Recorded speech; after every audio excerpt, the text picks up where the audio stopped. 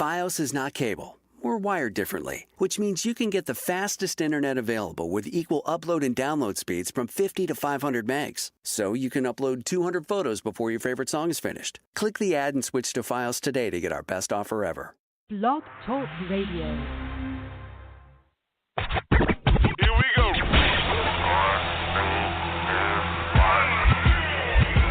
Blast off. This is True Capitalist Radio. True Capitalist Radio. I am your host, the man they call Ghost. The badass of business. Give him capitalism or give him death. That's it. Period. Broadcasting from his Skyline office studios in beautiful downtown Austin, Texas. You sound fruitier than a box of Fruit Loops, for Christ's sake. And now, he'll take it from here. Your host, the prognosticator of prognosticators, the man they call Ghost.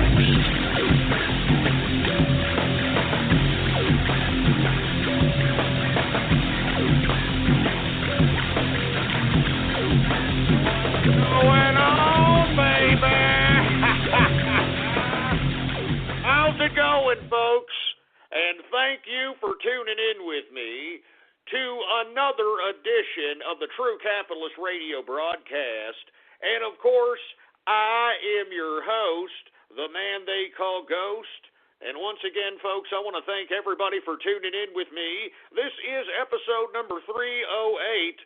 Number 308 for all the folks that are keeping track of the True Capitalist Radio broadcast. And before we get into anything else, I'd like to ask everybody listening to please spread it around like wildfire that True Capitalist Radio is now live and is live every 4 p.m. Central Standard Time every Monday through Friday. The official website, blogtalkradio.com/ghost. That's blogtalkradio.com/ghost. And, of course, folks, if you haven't already done so, please follow me on Twitter. Lots of exciting things going on there. Go ahead and give me a follow at Politics Ghost. All one word, no underscores. Politics Ghost is the name to follow, folks. Now, this is going to be a definite important episode, folks, and if you've missed the spontaneous and random weekend edition shows, I strongly advise you to go to the website and listen to those in the archive. But we're going to head right into this, folks, because we talked about this particular subject matter throughout the weekend as it relates to Black Lives Matter terrorism going on throughout America. And, folks, I think that we need to start focusing our attention on the so-called leader of this Black Lives Matter movement, and I've been focusing on that this weekend. And, of course, the Capitalist Army has conducted more and more research on D-Ray, the so-called leader of Black Lives Matter. And, folks, we have found that Black Lives Matter is not a racial-based protest, terrorist, whatever you want to call it, organization, folks. We have definitive proof that Black Lives Matter is an LGBT organization, folks, fronting the fact that it is utilizing racial strife to advance supposed Black Lives Matter agendas. Now, folks, the reason that I am talking about D-Ray today, as we did throughout the weekend, is because this is the man who is agitating this Black Lives Matter terrorism. He's the one encouraging the killing of police officers.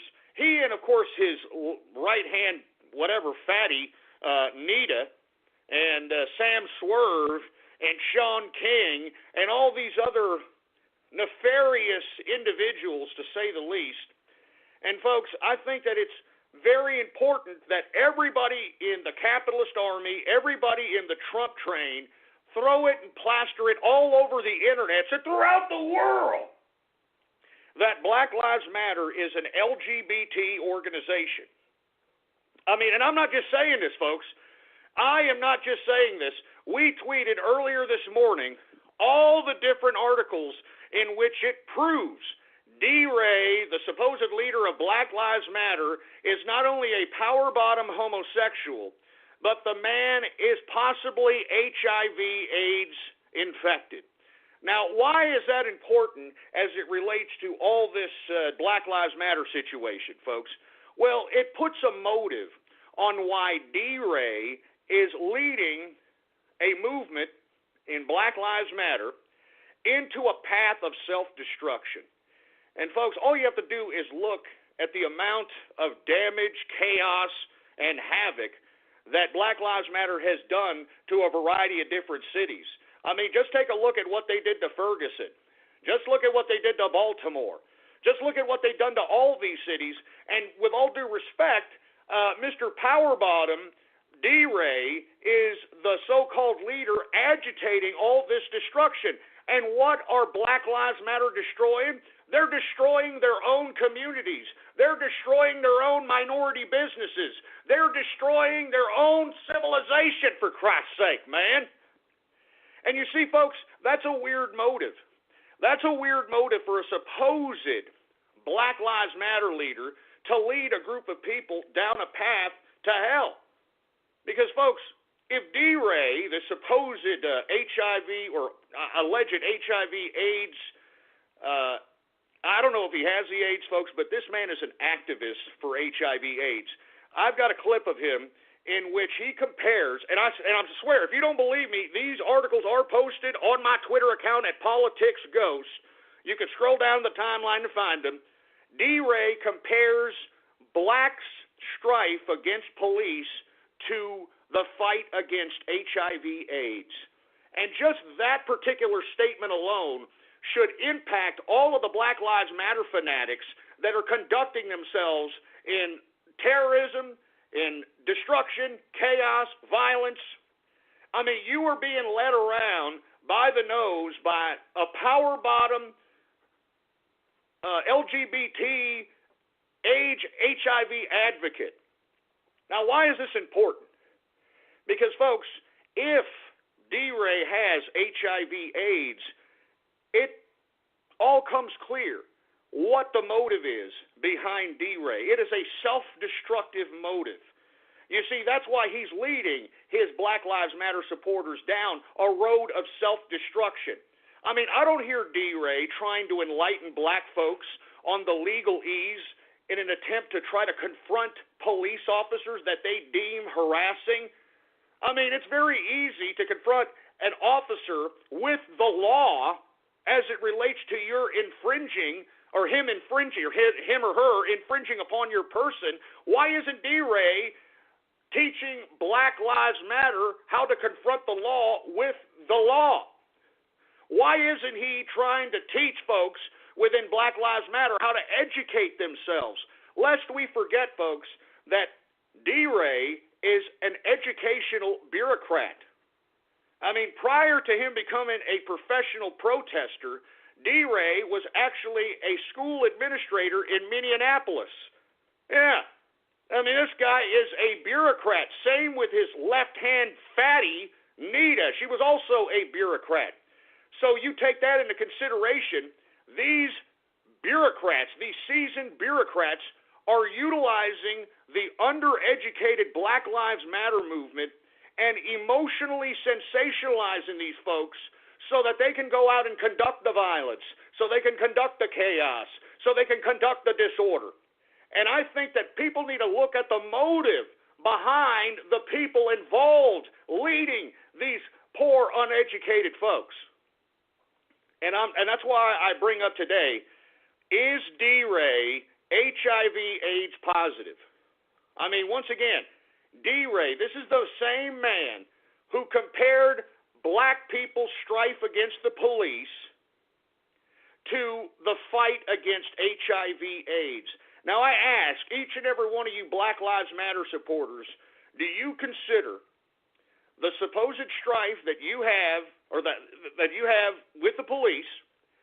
Now, can you compare that to the fight against HIV/AIDS? I mean, I legitimately am asking you Black Lives Matter supporters, because I don't think that you people are very clear on what exactly is leading you down this path of self-destruction. This is an LGBT movement. I'm telling you this right now. All you've got to do is research D-Ray McKay. I mean, he spoke in front of GLAAD, the gay and lesbian organization in San Francisco, talked about how he talked to his father about his first boyfriend. we tweeted an interview with him in the gay magazine, The Advocate. And you know what he said in The Advocate, folks? The Advocate, of course, is an LGBT magazine. It's a gay magazine. They asked him, do you happen to download Grindr or any of these applications in which the homosexual community utilizes to hook up, quote unquote? And you know what this idiot said? This guy goes, oh my God, can you imagine if the people saw me on Grindr? I mean, good God, could you just imagine?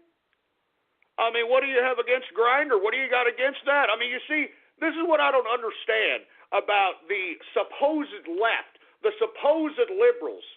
Why are they all in the closet as it relates to the LGBT aspect of their lives? I mean, isn't D-Ray supposed to be proud and LGBT and gay and proud and so on and so forth? I mean, the same thing with Obama and the tranny Michelle Obama. I mean, why is Obama trying to hide this from the American people? I mean, isn't the left supposed to be down with the LGBT community? Excuse me. You see, this goes to show you, and underscores the hypocrisy of the liberals, hypocrisy with the left and the Democrats. They just utilize group dynamics and agitate and sensationalize these groups to go out and rabble-rouse everything throughout the country so that these leftists can stay and sustain in power. And I think people need to understand what the hell is going on here. Black Lives Matter is not only a domestic terrorist organization, but, folks, I think that the folks within Black Lives Matter need to realize that this goddamn organization is an LGBT organization. I mean, why do you think D-Ray is comparing Black Lives Matter strife to the fight against HIV/AIDS? I'm serious. He spoke about this. I've got the article on my Twitter account. Politics Ghost is the name. Scroll down in that timeline and you will read all the different articles relating to D-Ray, speaking in front of AIDS groups, speaking in front of gay, lesbian, and transgender groups. I mean, what? Wait a minute. I mean, what is this? What in the hell is this? I mean, he's a self-professed power bottom. I mean, the whole 9 yards. And, folks, I'm talking to you people at Black Lives Matter. Is this what you want leading you, with all due respect? And there's nothing wrong if you happen to be a homosexual, lesbian, transgendered. But what I'm saying is that if you are going to be led around into a path of self-destruction, into a path of violent revolution, I mean, shouldn't you question the leader behind this whole rabble-rousing into the path of self-destruction and why he is motivated to lead you down this path of self-destruction? Because, folks, if D-Ray is infected with HIV/AIDS, then the motive comes clear on why he is leading his people into self-destruction, because the man is dying. He's got an afflicted disease that he's probably blaming a certain group of people. He's probably angry at a certain group of people. I mean, you have to understand, you've got to get to the bottom of the motive of folk. Because, folks, if D-Ray really wanted to progress the strife of black people, he would have utilized his experience within the bureaucracy of education, and he would be educating his people through these communication mediums via social media, via interviews, via attention whoring to the media. I mean, do you understand this? Instead, you've got D-Ray, Nita, Sean King, Sam Swerve, all these so-called leaders that are out here in the Black Lives Matter movement very quick to put their faces in front of a camera. All right?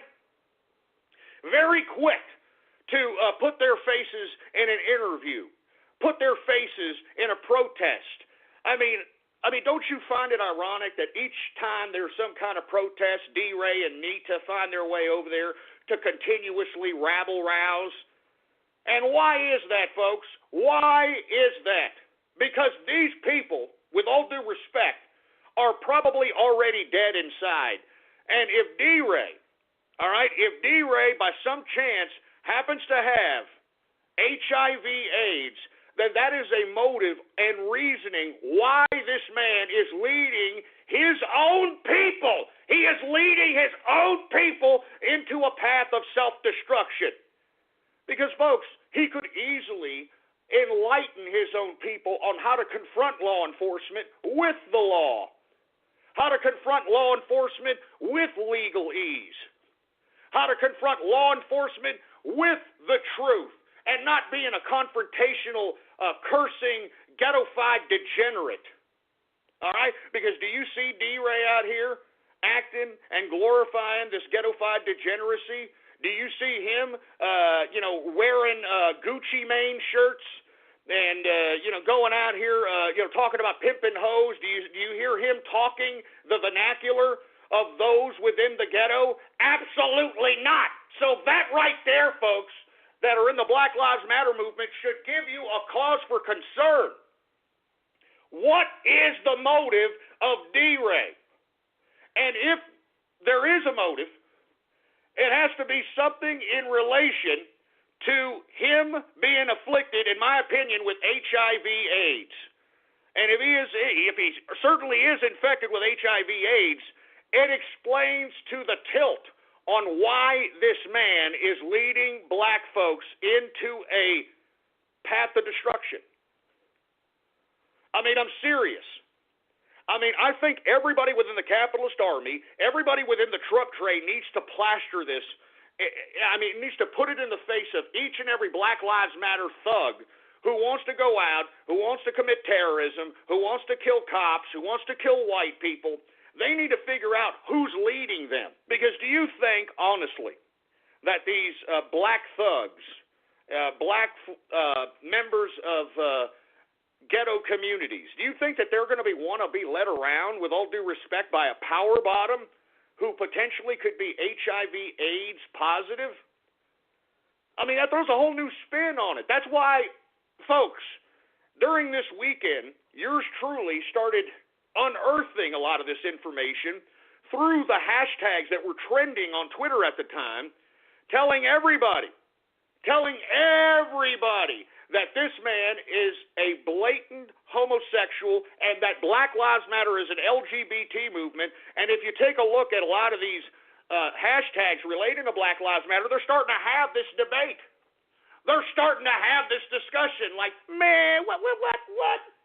You mean to tell me D-Ray gay?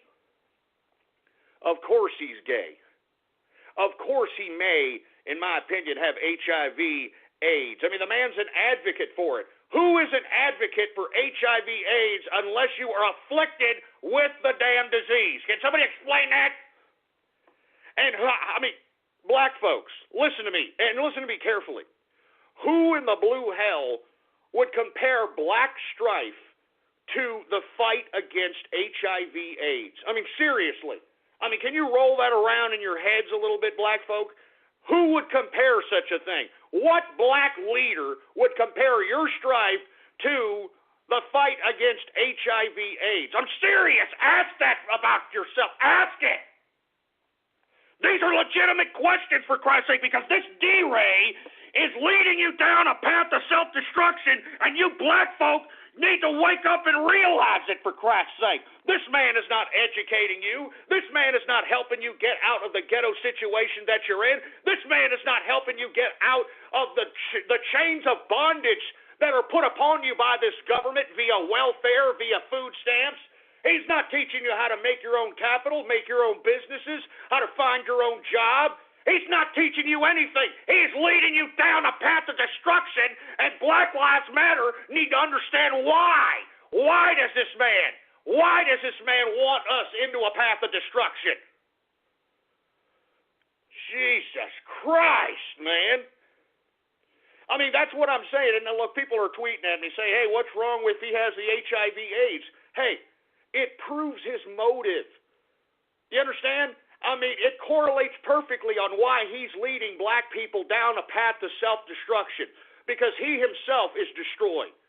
He himself obviously was sexually, if he does have the HIV/AIDS, which I'd like to know, and I think that the public has a right to know, But if he does have the HIV/AIDS, it proves the motive behind his promotion of black people's self-destruction.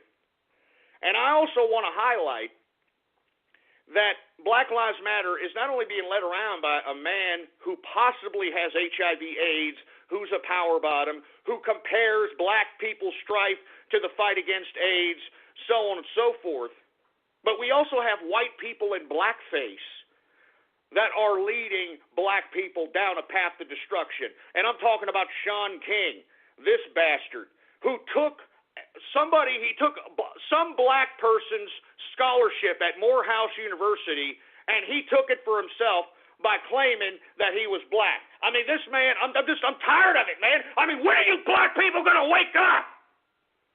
When are you all going to wake up and realize that you're being led to a path of destruction? I mean, black folks, I'm talking to you in general. I mean, why don't you take a lesson in history? Did you know in the 20s and the 30s and the 40s, black folks had their own neighborhoods, black people had their own businesses, black people had their own cultures, black people had their own money. As a matter of fact, there was more white illegitimacy of births than there were black folks back in the 20s, 30s, and 40s. The majority of black families were intact in the 20s, 30s, and 40s. So what happened? Folks, the welfare system happened. The food card system happened. And this is why I tell each and every black folk that claims that they're Malcolm X followers obviously didn't read Malcolm X's autobiography, because in the autobiography, as told to by Alex Haley, he states that as soon as his mother, and she didn't want to, she tried everything she could to not get state funding, state entitlement. She did everything. She washed clothes for white folks. She went out there and tried to conduct herself in odd jobs, and she could not make it. She could not sustain herself and her family. So once she opened her doors to the state, you can look it up in the damn autobiography of Malcolm X. That was the end of his family unit. And you see, folks, you don't hear D-Ray or any of the Black Lives Matter folk discussing this. You don't hear them saying, hey, we need to get off welfare. Hey, we need to get off entitlements. We need to be independent again. We need our own businesses. We need our own communities. We need to structure our own families once again. You don't hear that coming out of D-Ray. You don't hear that coming out of Nita. You don't hear that coming out of Shaun King. You don't hear that coming out of Sam Swerve. You don't hear that coming out of the leadership of Black Lives Matter. All you are hearing is nothing but destruction. All right? Nothing but destruction. And that's why I'm saying I think it's a very important subject. Does D-Ray have HIV/AIDS? Because then it all comes into play why this man is leading his own people, his own damn people, down a path of self-destruction. Because honestly, that's what he is doing. And for you Black Lives Matter folks, hey, if you want to continue to conduct yourself in the so-called movement, I want you to know that you are conducting yourself in an LGBT movement, and if that's the case, then all the down low brothers that are a part of this need to come out of the closet already, all right? And all the black women who happen to be muff diving on the down low, you need to start coming out of the closet. I mean, do you understand? I mean, D-Ray is the pinnacle of what has happened to black folk. HIV/AIDS. You know, out here in Dallas, Texas, if we're talking about Dallas, Texas, 1 in 4 black men have AIDS. Yeah. How come D-Ray or anybody ain't talking about that? How come they're not talking about the complete disgusting genocide that's happening out there in Chicago? 500 black folks killed by other black folks in gun violence last year alone. Folks, and let me tell you, it's almost already doubled at this point. We've already had 500 black folks killed at the hands of other black folks, or at the gun of other black folks in Chicago today. And do we hear any Black Lives Matter protest in relation to that? Absolutely not. I'm telling you this right now, folks, and I am sincere when I say this to the Black Lives Matter supporters. You are being bamboozled. You are being hoodwinked. And I think that you folks need to wake up.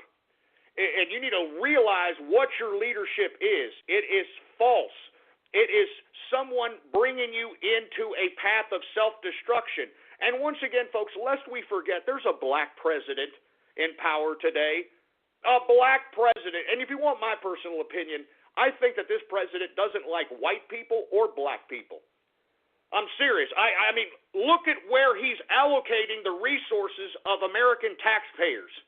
He's giving all the money to, first of all, the stimulus package, too, gave all the money to Wall Street, merged Wall Street with government, the banks, gave money to Hollywood, the pornographic industry, GE, GM. This was under Obama's watch. And for you black folks that want to say, nah, man, you lying, baby. Hey, let me tell you something right now. When Barack Obama took power, the Democrats controlled the House and the Senate. So they could have passed anything. All right? They could have passed anything. They could have passed a humongous reform of urban people being, put into better educational situations. They could have, they could have done anything. But black folks, ask yourself this question. It's a serious question. Are you better off now than you were 10 years ago? I guarantee you are not. I remember the days of 2000 to about 2006, 2007. I mean, don't y'all remember? I mean, what was hip-hop emphasizing back in those days, huh? What was hip-hop emphasizing? Bling, bling, the gold grills, gold chains, platinum chains, all this stuff. As a matter of fact, I used to see black folks with chains, grills, nicely dressed, well-kept, had integrity to a certain extent to themselves. Folks, that has gone all out the window in Obama. And that's why I'm saying you black folks and Black Lives Matter need to realize the true culprits of your strife.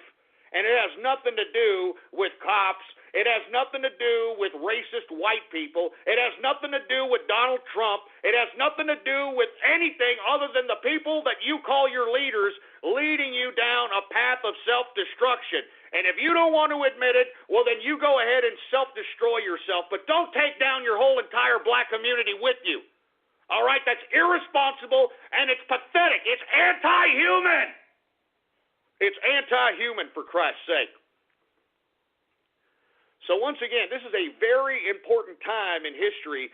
And before I move on to another subject matter, I want people to please heed the call and start plastering the fact that Black Lives Matter is an LGBT movement and that D-Ray, for a lack of a better term, could possibly have HIV/AIDS because, folks, I have never met an HIV/AIDS advocate that didn't have HIV/AIDS. I mean, seriously. I mean, come on. I mean, look, I'm not trying to say there's anything wrong with having HIV/AIDS. There's a lot of people that have HIV/AIDS. But you, with all due respect, D-Ray, on top of being a power bottom and having HIV/AIDS, I mean, that disqualifies you as being somebody who's going to lead a violent revolution. Because even if you look back at violent revolutions, I mean, the people that caused violent revolutions didn't want to hurt the people they were leading into a violent revolution. And you see what you're doing, D-Ray, Nita, Sam Swerve, Sean King, what y'all are doing is y'all are purposely taking advantage of an undereducated populace so that you can sensationalize and basically emotionally. This summer, zero in on a new Nissan and zero in on big savings. Now with bonus cash on select models on top of existing offers, now's the best time to get a great offer. Get to your local Nissan store and shop ChooseNissan.com today. Hurry, bonus cash ends soon. Bamboozle these groups of people to make your own political agenda, your own political face look that much more powerful. And let me tell you something. D-Ray is not powerful. He is just rabble-rousing, undereducated people. And you know the irony of it is that he is an education bureaucrat. I mean, he has the capability to educate his own people. I mean, he's got 400,000 followers on his Twitter account. I mean, why doesn't he take the time and make a few YouTube videos enlightening his people how to confront the police without being violent? I mean, if they think that the police is infringing upon their person, why can't the supposed educated D-Ray enlighten the black folks on how to confront the police in a legal capacity, not violent capacity? I mean, don't you understand? I mean, if you confronted the law with the law, I'm telling you, police officers are scared. I mean, I'm serious. If you confront law enforcement with the law and they don't properly know the law and they still arrest you anyway, not only can you get the case dismissed, but you could sue the officer in general in civil court and have his ass paying you for the rest of his goddamn life. But you see, does D-Ray tell you about that? Does D-Ray show you how to confront police officers in a nonviolent capacity? Absolutely not. He wants you to destroy yourself. He wants you to act violent. He wants you to shoot cops. Why? Why would he want that? This is a supposed educator. He now has a position at Baltimore City Schools as head of personnel and payroll. I'm not joking. So how can this supposed educator not educate his own people, instead leading them down a path to destruction? I think that the Black Lives Matter folks need to really eye-open themselves and look at themselves in the mirror and see who in the hell is really leading our people and what are they leading us down a path to. I'm not kidding around. And look, I have nothing against LGBT. I have nothing against people with HIV/AIDS. But I think that the LGBT community needs to come out and disassociate themselves with the Black Lives Matter movement. All right? I think that the HIV/AIDS advocates need to disassociate themselves with the Black Lives Matter movement. Because if they don't, they're all one and the same as far as I'm concerned. All right? I mean, we keep seeing D-Ray, and you can look it up for yourself, for Christ's sake, man.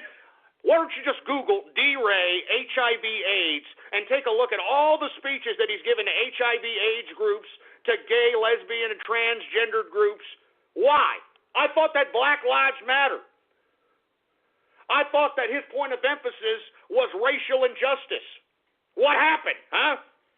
He's talking out both sides of his mouth, folks, and I guarantee you, and I'm not saying it's right, I'm not saying it's wrong, but I guarantee you that if the majority of people that are within the Black Lives Matter movement found out that D-Ray was HIV/AIDS, potentially HIV/AIDS positive, and that this man continuously talks in front of gay and lesbian transgendered groups as opposed to black groups, as opposed to talking and educating his own black community, I don't think that Black Lives Matter would be as enthusiastically violent if every one of these folks knew they were being led around by a power bottom that potentially had HIV/AIDS.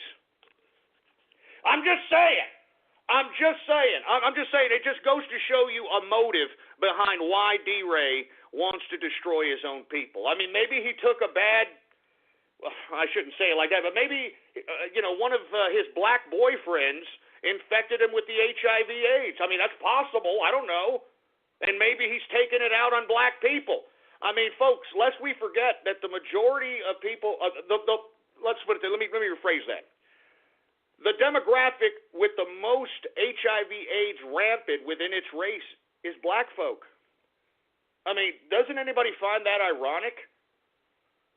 I mean, even Louis Farrakhan talks about this. Even Louis Farrakhan discusses that potentially this could be a black-afflicted only disease. How come we don't hear D-Ray talking about that crap? He doesn't want to talk about it. Just like Barack Obama, he doesn't care. These people are sociopaths. Jesus Christ. Get it through your head, Black Lives Matter. Christ's sake, stop committing terrorism because some power bottom is telling you to do so. Stop committing terrorism because a power bottom that could potentially have HIV/AIDS is telling you to do so. Wake up, black people. Wake up.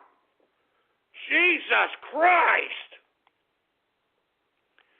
Anyway, I'm going to leave that subject matter But let me tell you something right now. Please, capitalist army, Trump train, throw it all over social media, all over the internets, that does D-Ray have HIV and that Black Lives Matter is a pro-LGBT movement. That's all it is. That's all it is. Anyway, let's continue going, shall we? There's a lot of news to discuss here, man. A lot of things that have come up. Talk a little bit about Bernie Sanders, since we're talking about Black Lives Matter. The majority of those Black Lives Matter folks are Bernie Sanders fans. Guess who he's going to campaign with tomorrow? Hillary Rotten Clinton, baby. Oh. I'm telling you, do you feel the burn now there, Bernie Sanders fans? Do you feel the burn now right up your ass? I told you, folks, ever since I came back doing this broadcast, I told you that Bernie Sanders was a complete and utter Democrat establishment hack, and that the only reason that he was running for president is because he wanted to take all your campaign contribution funds and utilize it for his own retirement, all right?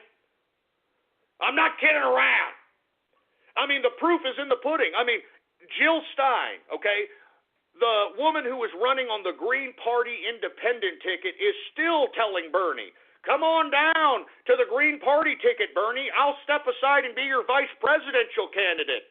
All right, just come on down. Run as an independent. Don't give in to the Democrats. And he ain't going to do it, folks. He ain't going to do it. You want to know why? Because that would mean he would have to delve in to those campaign contribution funds that all you feel the burn ass cracks gave him, and he's going to have to blow all of it. And he ain't going to do that, boy. He ain't going to do that now, boy, because that particular money, in my opinion, was meant for his retirement, man. He's a 75-year-old prostate-infected piece of trash, all right? I mean, he didn't even have his first job until he was 40 years old. Do you think he has a retirement? No, he doesn't. You gave him his retirement, you Bernie bros. You gave him his retirement. And I know that a lot of you people that are in the Bernie Sanders camp are going to try to pretend that, oh, well, I'm just going to pretend it didn't happen, and I'm going to forget about it like it's in the past, and it'll just go away. No, it's not going to go away, idiots. Everyone that you ever slapped in the face with your Bernie Sanders crap, I hope that they throw it in your stupid, ignorant face, all right? And let me tell you something. I hope that you learn a valuable lesson there, leftist, that whoever claims to be socialist, whoever claims to be a leftist and a man of the people and is going to give you free housing and free health care and all, the same crap that Obama said is going to lie his ass off. Leftists are unadulterated, sociopathic, psychopathic liars. They're liars. I mean, how many more times do leftist politicians have to lie to each and every one of you liberals before you start realizing that these damn leftists could care less, all right? They could care less. And that includes Bernie Sanders, all right? So what do you Bernie Sanders have to say? You Bernie Sanders supporters. You want to call Bernie Sanders supporters from now on burn victims, all right? You're burn victims. What do you burn victims have to say for yourself now? Your boy is turning against you, and he's going to campaign with Hillary Rotten Clinton, Mrs. Wall Street. That's right, this is Mrs. Wall Street over here, Mrs. Saudi Arabia, Mrs. China over here. That's who your Bernie Sanders socialist god is now going and supporting. How does that make you Bernie Sanders supporters feel, huh? How in the blue hell does that make you feel? I'm asking you a question. It should make you feel horrible. It should give you a horrible feeling in the pit of your stomach. And that's because you've been hoodwinked. Now, you have to ask yourself, Bernie Sanders supporters or burned victims, you need to ask yourself, how did I get had? How did I get taken? Well, maybe you need to reevaluate the way you interpret reality. Maybe you need to reevaluate how you gather your news and information. Maybe you need to reevaluate your whole political stance in general, you dumbasses. I mean, this should be an eye-opening experience for each and every one of you burn victims, all right? It should be an eye-opening experience for you burn victims. I'm not joking. I mean, look, this is what he did. I'm telling you this, he did this. I'm telling you. Oh, I'm Bernie Sanders, and I'm telling you, I'm going to support Hillary Rotten Clinton. I didn't say I wasn't going to. I said I was going to support whoever the nominee was. I know I could run as a third-party candidate, but I'm not gonna. I'm not gonna. Because I need a retirement. I'm a 75-year-old prostate-infected bastard, and I took your money. You gave it to me fair and square, all right, and there's nothing you can do about it. So all you people, I want you all to just vote for Hillary Clinton, even though she is completely against everything I ever preached to you, even though she's against everything I ever said to you. It doesn't matter. You got to vote for her because I told you to, because I'm a socialist, and you're supposed to listen to socialists, you little people. Don't you understand? I'm Bernie Sanders, all right? I'm the senator from Vermont. I deserve respect, and you people better listen to what I say, because you people donated to my campaign contribution account. You gave me your money, and now look at yous. You're going to have to vote for Hillary Rotten Clinton. That's right. So come on over here. Come on over here and sit on Uncle Bernie's lap. Come on over. Oh, yeah, that's right. Come on over here. Take your underwears off. Oh, yeah, there we go. Keep contributing. That's right. Vote for Hillary. Vote for Hillary because I tell you. Come on over here. Take your underwears off. Oh, yeah. Oh, yeah. Deposit it. Come on. Deposit into campaign contribution account. Oh, here we go. Oh, let me deposit to you now. Uh-oh. Oh, yes, come on. This is Uncle Bernie. Let's do this for Uncle Bernie. Come on. Oh, yes, it's Uncle Bernie. Say, Uncle Bernie, keep contributing. Take your underwears off. Oh, it's your Uncle Bernie. You hurt me. Jesus Christ. That's what he did to you, Bernie Sanders supporters. That's what he did. Regardless of what you want to believe in your warped leftist head, he did that to you. He did that to you all. So how does it feel? How does it feel, burn victims? How does it feel? Now Bernie Sanders is going to tell you all to vote for Hillary Rotten Clinton, Mrs. Wall Street, all right? Mrs. Saudi Arabia, Mrs. China. Huh? I'm asking you a question. Jesus Christ. I'm serious. I'm serious. How do you Bernie Sanders supporters feel now? He could easily run as an independent, folks. He could run as the Green Party. Jill Stein is telling him she'll step down and be a vice presidential candidate. He ain't going to do it. So what does that tell you, damn feel the burn victim ass cracks? It tells you he was a fraud. He was fake. He's a phony. He's a goddamn phony. So the sooner you wake up and smell that reality, the better off you'll be politically, burn victims. All right? You've been had, you've been hoodwinked, for Christ's sake. And on top of that, folks, 56% of the people of America disapprove of the decision not to charge Hillary Rotten Clinton with anything as it relates to this email scandal in which she transferred classified information, and as FBI Director James Comey said, yeah, she did it, but she didn't mean to do it. I mean, she was just careless and unsophisticated in her approach at her email server in transferring classified information. I've never heard of such a thing. And you mean to tell me you burn victims are going to back up this corrupt criminal Hillary Rotten Clinton? You mean to tell me that you're actually going to vote for these people? I mean, give me a break. Oh, my God. It makes me sick. It makes me sick. So I'm telling you, burn victims, right now. All right? You need to vote for the only non-establishment candidate, the only man that's out here saying rhetoric that could potentially help you, help your family, help this country. And I'm talking about Donald Trump. It's time for you burn victims to smite Hillary Rotten Clinton, to smite the Democratic Party, and even to smite old Bernie Sanders' turncoat ass. Because Bernie Sanders turned his back on you people. He gave you all this hope. He gave you all this inspiration. He gave you all this motivation, and he turned his back on you all. He turned his back on you all. So how do you feel about that, huh? How do you burn victims feel about that? That's why I'm saying, if you want to get back at the Democratic Party there, burn victims, vote for Donald Trump, the only non-establishment candidate on the ticket today. Jesus Christ. And speaking of leftism and policies and liberal policies, Obama's refugee policy, have you read about this, folks, is infecting America with diseases all over the country. All right? I mean, we are having outbreaks of TB all over the country, for Christ's sake. All right? I mean, we're having an outbreak out there in Phoenix. We're having an outbreak in Tennessee. We're having an outbreak in Minnesota. We're having outbreaks all over the country. And you want to know why that is, folks? Because Obama's refugee policy does not screen these folks for any type of diseases. All right?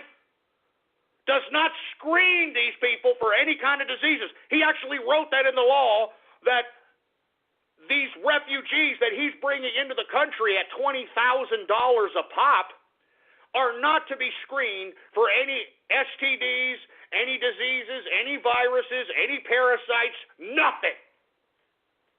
I believe that that's a form of biological warfare, folks. I'm sorry. I mean, our own president is committing biological terrorism on the United States. And if you don't believe me, let's take a look back at when the first biological terrorist attack or the biological warfare actually happened. You know, folks, the Muslims were actually the first ones to innovate the whole concept of biological warfare into warfare. This goes back to the Crusades, folks, okay? Now, what the Muslims used to do is because they were fighting the Catholics and the Christians during the Crusades, this was during the time of the bubonic plague, all right? The bubonic plague. Now, the bubonic plague was afflicting not only those that were on the Catholic side, but they started afflicting those on the Muslim side. Now, what the Muslims would do is they would build a catapult to take the dead infected bodies of those that died of the bubonic plague and literally heave them over to the other side of the Catholic side and basically attempt to infect the other side with bubonic plague or any other ailments that were carried by the corpse of that bubonic plague-ridden body. I'm not joking, folks. This is real history, and if you compare that to his pro-Muslim policy, I'm speaking of Obama, this smells like history repeating itself, all right? This smells like history repeating itself. See, people are asking me, didn't Sparta do that? You dumbasses. I mean, you see how you're educated? You're educated through the fucking boob tube!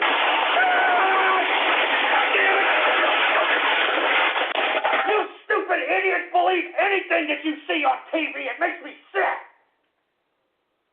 Jesus Christ. Didn't Sparta do that? I didn't Sparta. Did Sparta do that?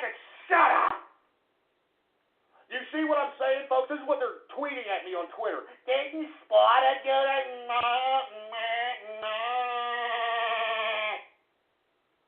Give me a break, man. Read freaking history. I'm sorry for cursing, folks, but I'm upset.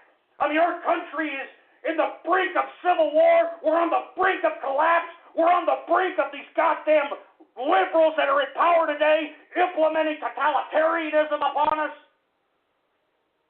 Good God. What a joke. What a goddamn joke. Jesus Christ. Give me the mic. Give me the goddamn mic. Didn't Sparta do that? You stupid idiots, for Christ's sake. You're on Google. Look it up for yourself. Jesus Christ, man. You see what I'm saying, folks? This is what's educating America. The boob tube, the entertainment industry, Hollywood. This is what people are interpreting as legitimate history. Jesus Christ, man. Makes me sick. This summer, zero in on a new Nissan and zero in on big savings. Now with bonus cash on select models on top of existing offers, now's the best time to get a great offer. Get to your local Nissan store and shop ChooseNissan.com today. Hurry, bonus cash ends soon. Anyway, folks, let's just move on to another subject matter. As a matter of fact, let's lighten up the mood, and let's go ahead and do some Twitter shout-outs right now. For all the folks that are unfamiliar with this segment of the broadcast, all you have to do is retweet the first tweet in my Twitter account, all right? And the first tweet on the Twitter account is, what is it? What is it right now? It is D-Ray. Does D-Ray have HIV/AIDS now live? Does D-Ray have HIV/AIDS now live? If you retweet that tweet, I will give you a Twitter shout-out right here, right now, live on the broadcast, all right? So, hey, engineer, do we have any Twitter shout-outs to be had out here? All right, well, we got a few Twitter shout-outs. Let's go ahead and do that right now. All right, who we got here? We've got Sergeant Yoda in the place. What's going on to regular TCA? Espresso Reborn in the house. That's Mimi. What's going on? We've got Husker Bond in the place. We've got Matthew in the place. Matthew Bauman, how you doing? Once again, you want a Twitter shout-out live right here on the broadcast, all you got to do is retweet the first tweet on my Twitter account. Politics Ghost is the Twitter account to retweet. Politics Ghost. Anyway, we've got Edgar Raines in the house, Critical Sands in the house. We got Digital Aspect in the place. We got Ghost as a Trump shill. Shove it up your ass. Let me tell you something. I'm with Donald Trump because the man is America first.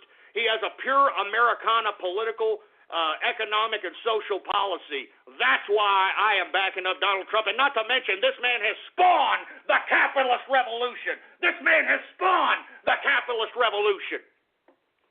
Anyway, we got Hans Gubensmith in the house, Zim Tower, Steven in the place, Liberals Let Me Down, Ghost Ray. Look, don't compare me to D-Ray, ass crack.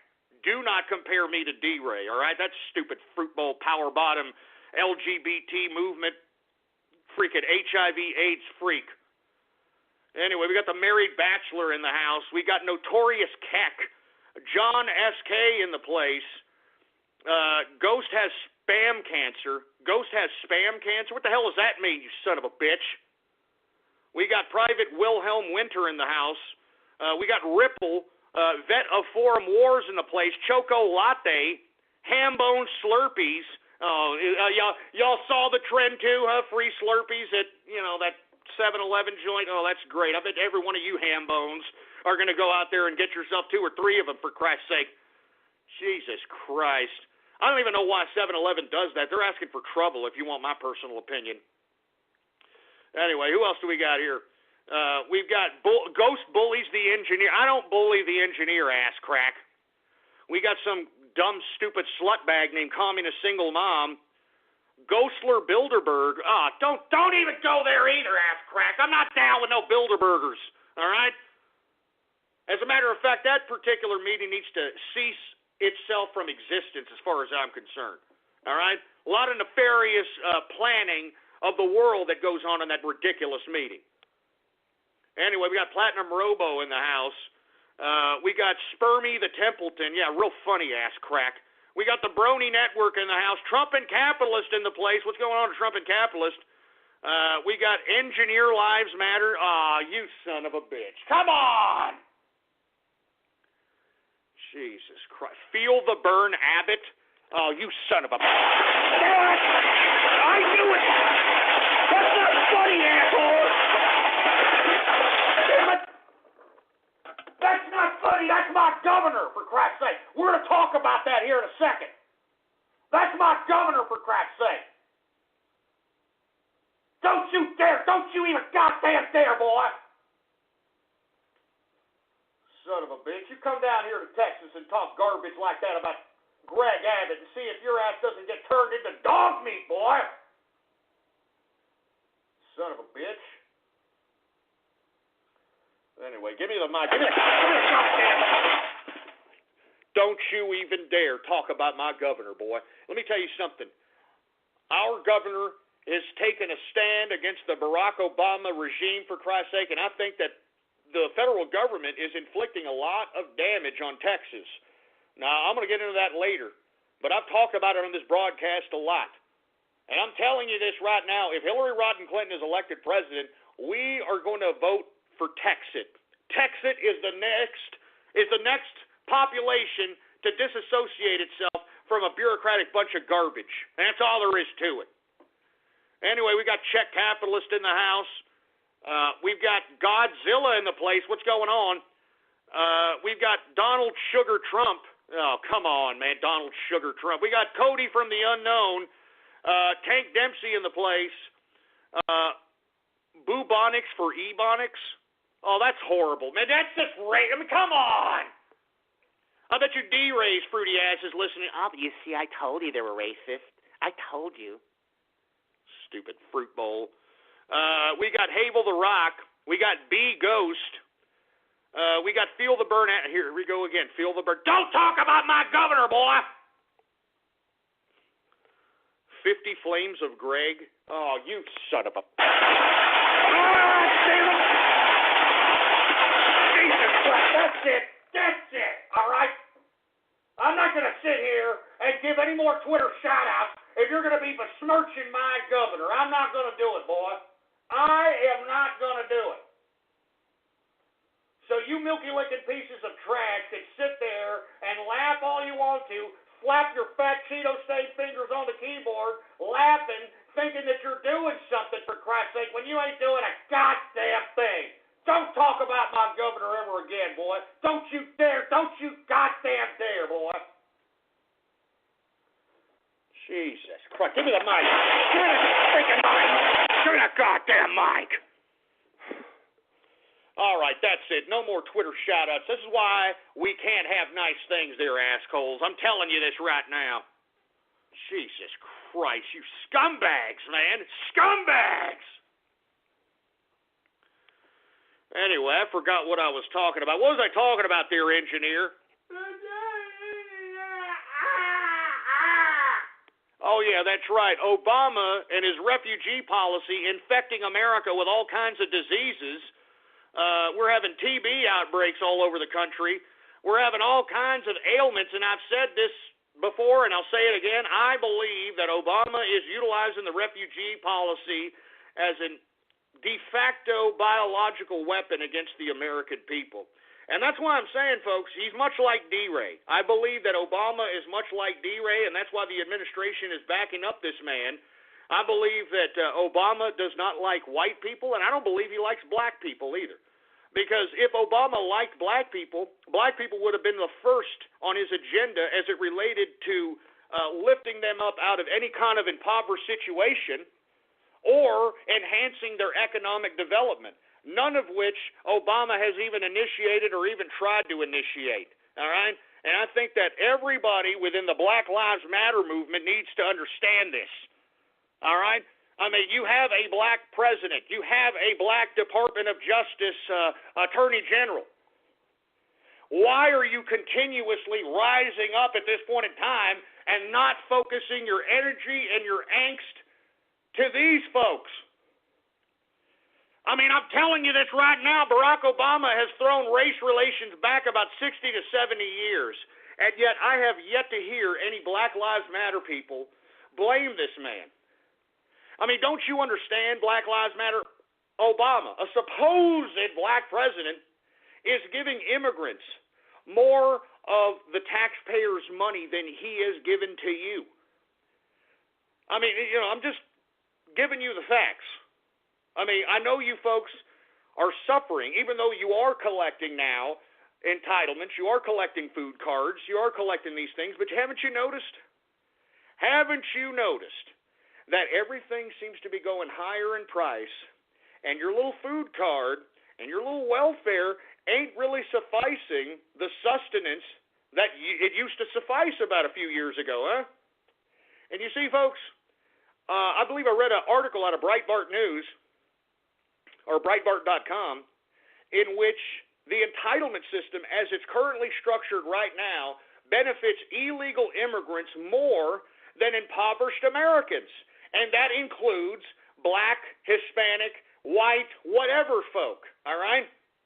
And that's why I'm saying, take a look at all the point of emphasis that Barack Obama's policies are helping. They're not helping black people.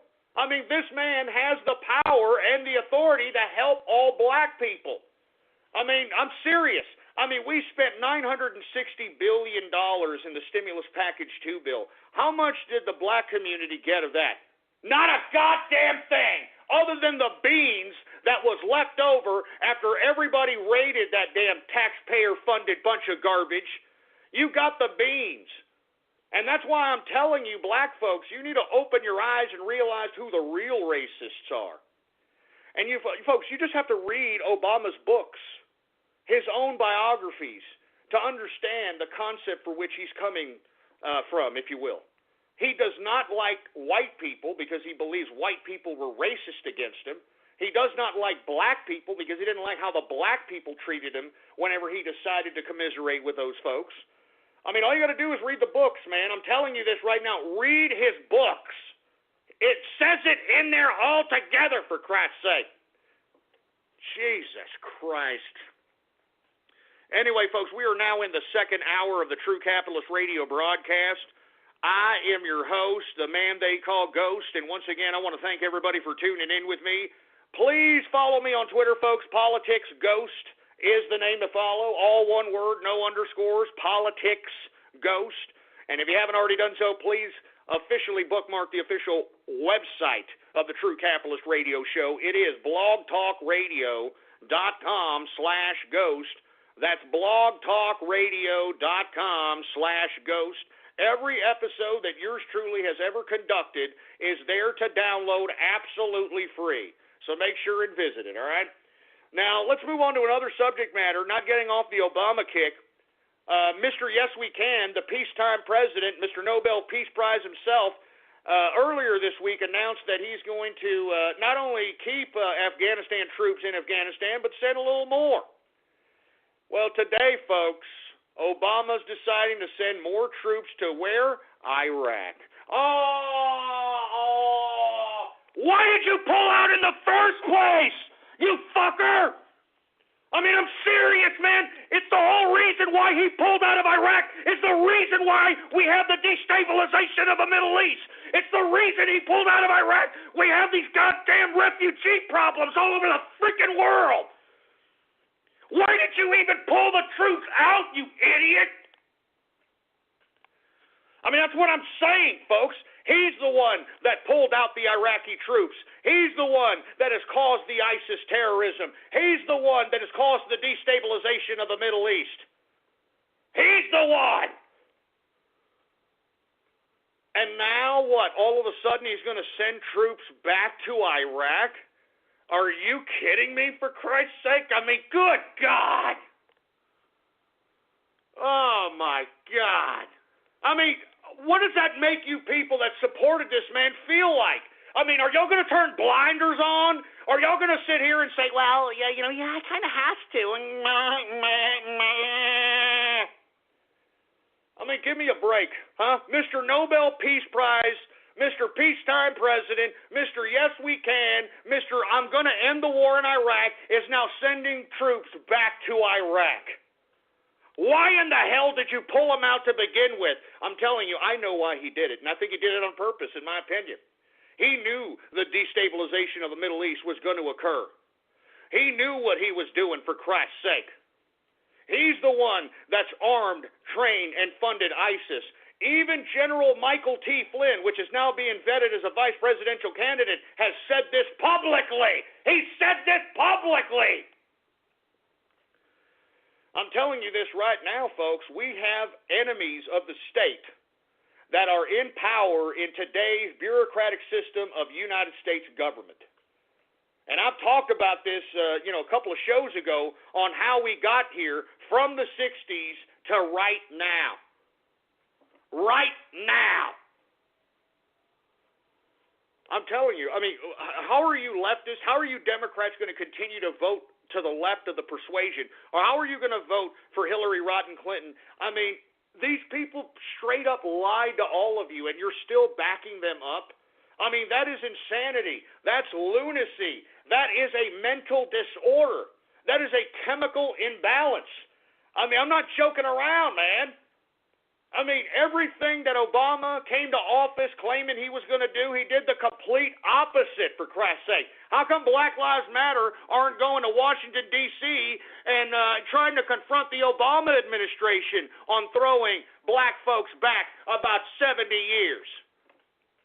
How come I don't see Black Lives Matter confronting Hillary Rodham Clinton and Bernie Sanders and all these leftist idiots who claim that they have the black folks' best interest in mind, and yet do absolutely nothing to help facilitate progression within these communities? I'm telling you, man, what a disgusting, disgraceful America that we're living in today. How dare the United States people elect these totalitarian bureaucrats and allow these dumbasses to run roughshod? It makes me sick to my stomach. How dare the American people just sit back and allow Hillary Rodham Clinton to get away from prosecution? I mean, give me a break. And now Obama sending more troops to Iraq. How do you like that, huh? Oh, that's just great, isn't it? Jesus Christ. Let's move on to another subject matter. Texas Governor Greg Abbott, as you heard in the trolls and Twitter shout-out, he was severely burned in a, quote, accident. And not too much is coming out on how this man was burned. He was burned on, serious burns on his legs. Supposedly, according to Abbott, he got burned with some scalding hot water. I mean, this whole thing stinks to high hell. And at the time that he got burned, he was at Jack Hole, Wyoming, I believe it was. Right? Jack Hole, Wyoming. I believe that's. Let me look that up. I don't know if it's Montana or Wyoming. But it's Jack Hole. It's where the Federal Reserve meets on an annual basis to meet about the Beige Book. You know what I'm saying? Here, let me Federal Reserve. I'm trying to get the exact. I don't know if it's on Montana. I don't know if it's Wyoming. Jackson Hole, Wyoming. There it is. I'm sorry. Jackson Hole, Wyoming. Now, every time, once a year, the Federal Reserve gets together at this location in September and, basically talks about the Beige Book. And if you're not familiar with what that is, well, then look it up for yourself, because I don't have time to be just explaining all this crap. But, folks, that's where Greg Abbott was visiting. Now, why is he visiting Jackson Hole, Wyoming? Because, folks, there are gang loads of five-star hotels, beautiful scenery out there. I mean, why do you think the Federal Reserve all gets together out there once a year? Huh? I'm serious. Anyway, that's where Greg Abbott was. He was on vacation, and somehow he got these severe burns on his legs. And, folks, we all know that, unfortunately, the man is in a wheelchair. He cannot feel from the waist down. So it's a very precarious situation on whether or not he was threatened, he was assaulted, They threw something on his legs because he wouldn't be able to feel it. And, folks, I have been saying this time and time again, and you people can call me tinfoil hat all you want to, but I personally believe that the federal government has been committing terrorist acts on the state of Texas in an attempt to subdue Texas, in an attempt to make more Texans dependent on the federal government, in an attempt to destabilize the state. That's why did you have Minnesota and Baton Rouge shootings, police shootings, that spawned all this nationwide hysteria, and why exactly did this terrorist action of cop killing happen in Dallas, Texas? I mean, it doesn't even make any sense. It makes perfect sense when you realize that Texas is on the cusp of leaving the United States of America. And the reason we are on the cusp of leaving the United States of America, just take a look around the country and see what we're talking about out here. And you see, the government is I'm talking to the federal government, is sending everything that they have within their power at the state of Texas. All right? I'm talking about weather, atmospheric warfare. I mean, if you remember me, folks, back in May, early June, it was raining on a consistent basis for almost a goddamn month. And not just regular rain, torrential downpours, hail like I've never seen before in my life. It hailed at least about 10 or 15 different times within that span of that ominous, weird rain that we had on a consistent basis out here in Texas. On top of which, folks, I tweeted the fertilizer plant in West Texas that was blown up. And folks, there was, and I don't care what you say, I tweeted the video, and it clearly shows a rocket being missiled in and blowing up the fertilizer plant, folks. I mean, the video evidence is there. You can look it up for yourself. Now, why exactly would they hit up this fertilizer plant, folks? First and foremost, to scare the bejesus out of Texas, all right? Commit an act of terrorism on Texas. And, folks, to be honest with you, this particular fertilizer plant had a pending litigation against Monsanto. Oh, the GMO masters of this goddamn country. I'm telling you, folks, I honestly believe this. I believe that the federal government is committing and conducting acts of terrorism on Texas in an attempt to somehow dissuade the population from leaving the Union. And you folks can call me tinfoil hat all you want to, man, but give me a break. I mean, cop shootings happen in Minnesota and Baton Rouge, all right? And then, what, we have cop killings in Texas? It doesn't even make any freaking sense. You understand? It doesn't even make any freaking sense. So, I don't know what happened to Greg Abbott, folks. Not even he's saying anything about it, which I think is rather precarious. And, folks, I mean, whatever they got him with, he wouldn't be able to feel it until he saw it on his legs. You understand this? I mean, he would have known if he would have gotten, I mean, if somebody pour some hot water on his legs and he was, you know, he had third degree, whatever, burns, first degree burns, whatever the hell it is, then those burns wouldn't be as, I guess, as bad if this man was actually witness to the scalding hot water that was poured on his legs. I personally believe that this was a threat job by the federal government against Greg Abbott. I honestly believe that, folks. I honestly believe that the federal government utilized him going to Jackson Hole, Wyoming, and remember, that's the Federal Reserve's turf, okay? And they did something to him. And that's why this man is, you know, you can't even find him. You can't even talk to him to get a statement. He doesn't even want to describe what is wrong with him and how he got it. So in my personal opinion, I think they got to our governor. I think they got some intimidation factor to our governor. And I'm worried about Greg Abbott. To be completely honest with you, I'm worried about it. I've read about these burns that are on his leg. I mean, the man could potentially have a deadly infection if this guy's not careful. And I'm serious, folks. I'm not joking around. I mean, lest we forget that Governor Greg Abbott armed Texas people. In Texas, it's legal to carry AR-15s. It's legal to open carry any kind of weaponry.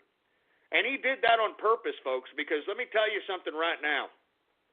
If something happens in America, some kind of revolution or some kind of state-induced revolution, because, God damn it, the Obama administration will be behind any civil unrest that happens in this country. I guarantee it. All right? I guarantee it, for Christ's sake. Anyway, folks, Governor Abbott allowed every law-abiding Texan to arm themselves to the T. And we're ready, folks. We are ready. I don't know if you've seen the reports out of Dallas. You've got armed Texans, law-abiding Texans guarding the Dallas Police Department headquarters. All right? I mean, we got to start taking care of ourselves out here in Texas. And I am encouraging not only people in Texas, but I am encouraging everybody within the United States of America to practice their constitutionally protected Second Amendment right while we still have it. Arm yourself, make sure to buy plenty of ammo, make sure to buy plenty of weaponry, for Christ's sake. I'm not kidding around. I mean, we need to protect each other out here. We've got a government who is biologically attacking us, who is terroristically attacking us, and who is politically attacking us. And when I say us, I'm talking about American people, regardless of your color, regardless of your creed, regardless of your religion. This administration is committing terrorist actions on Americans. I don't know how much more proof you people need to see before you start recognizing this. Jesus Christ. Anyway, folks, I really hope nothing is really bad that's happened to our governor. And speedy recovery to Greg Abbott, and I sincerely hope this was not a threat job by the federal government, man. I severely hope it's not. I'm not joking. Anyway, folks, I'm going to talk a little bit about Donald Trump's vice presidential pick. It's changing by the day, for Christ's sake. I don't think anybody knows who Donald Trump's vice presidential pick is going to be. At first, we heard over the weekend that Michael T. Flynn was looked at highly upon. Unfortunately, he gave an interview with Martha Raddatz of ABC and didn't give a definitive answer on his thoughts on abortion. And because of that, you've got the right-wing media trashing Michael T. Flynn, the general, from potentially being a vice presidential pick because, he's not entirely against abortion. I think that there's other issues, folks, with all due respect, to discuss at this point in time. Than worrying about these ad-herring issues in today's dangerous climate in America than abortion, all right? But, of course, we've got some other candidates. We got Chris Christie, who basically was one of the pre-speakers to today's Trump speech to the veterans. He sounded fairly articulate, fairly decent. I'm just a little afraid that this Bridgegate thing will come and haunt Governor Christie. And I think Gawker, even though I thought they were out of business because they got sued to death, they came out with an article stating that they found the supposed lost cell phone that was used by Governor Christie during Bridgegate. So that isn't going to be very good if this man is vice presidential candidate for Donald Trump.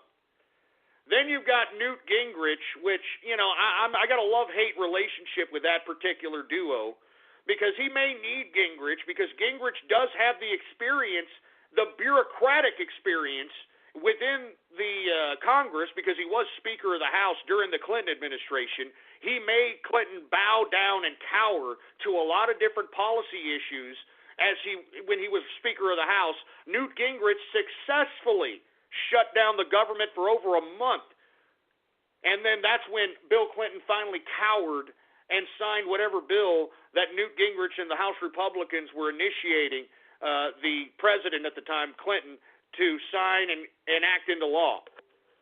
So if anybody understands the bureaucratic system of the American government, understands how every processes work within the American government, it's Newt Gingrich. The only thing that I'm a little apprehensive about Gingrich about, he's a part of the establishment. Now, he hasn't been a part of the establishment for a long time, but he still was a part of the establishment. He still is connected with a lot of nefarious multinational, international bureaucratic players out here that give me a little bit unease if this man is elected president, or elected vice president, or nominated as vice president. You give to all kinds of stuff, from your buddy Jim, who's helping a cause that sounds good, to your cousin's random crowdfunding project. And now you can give to another cause.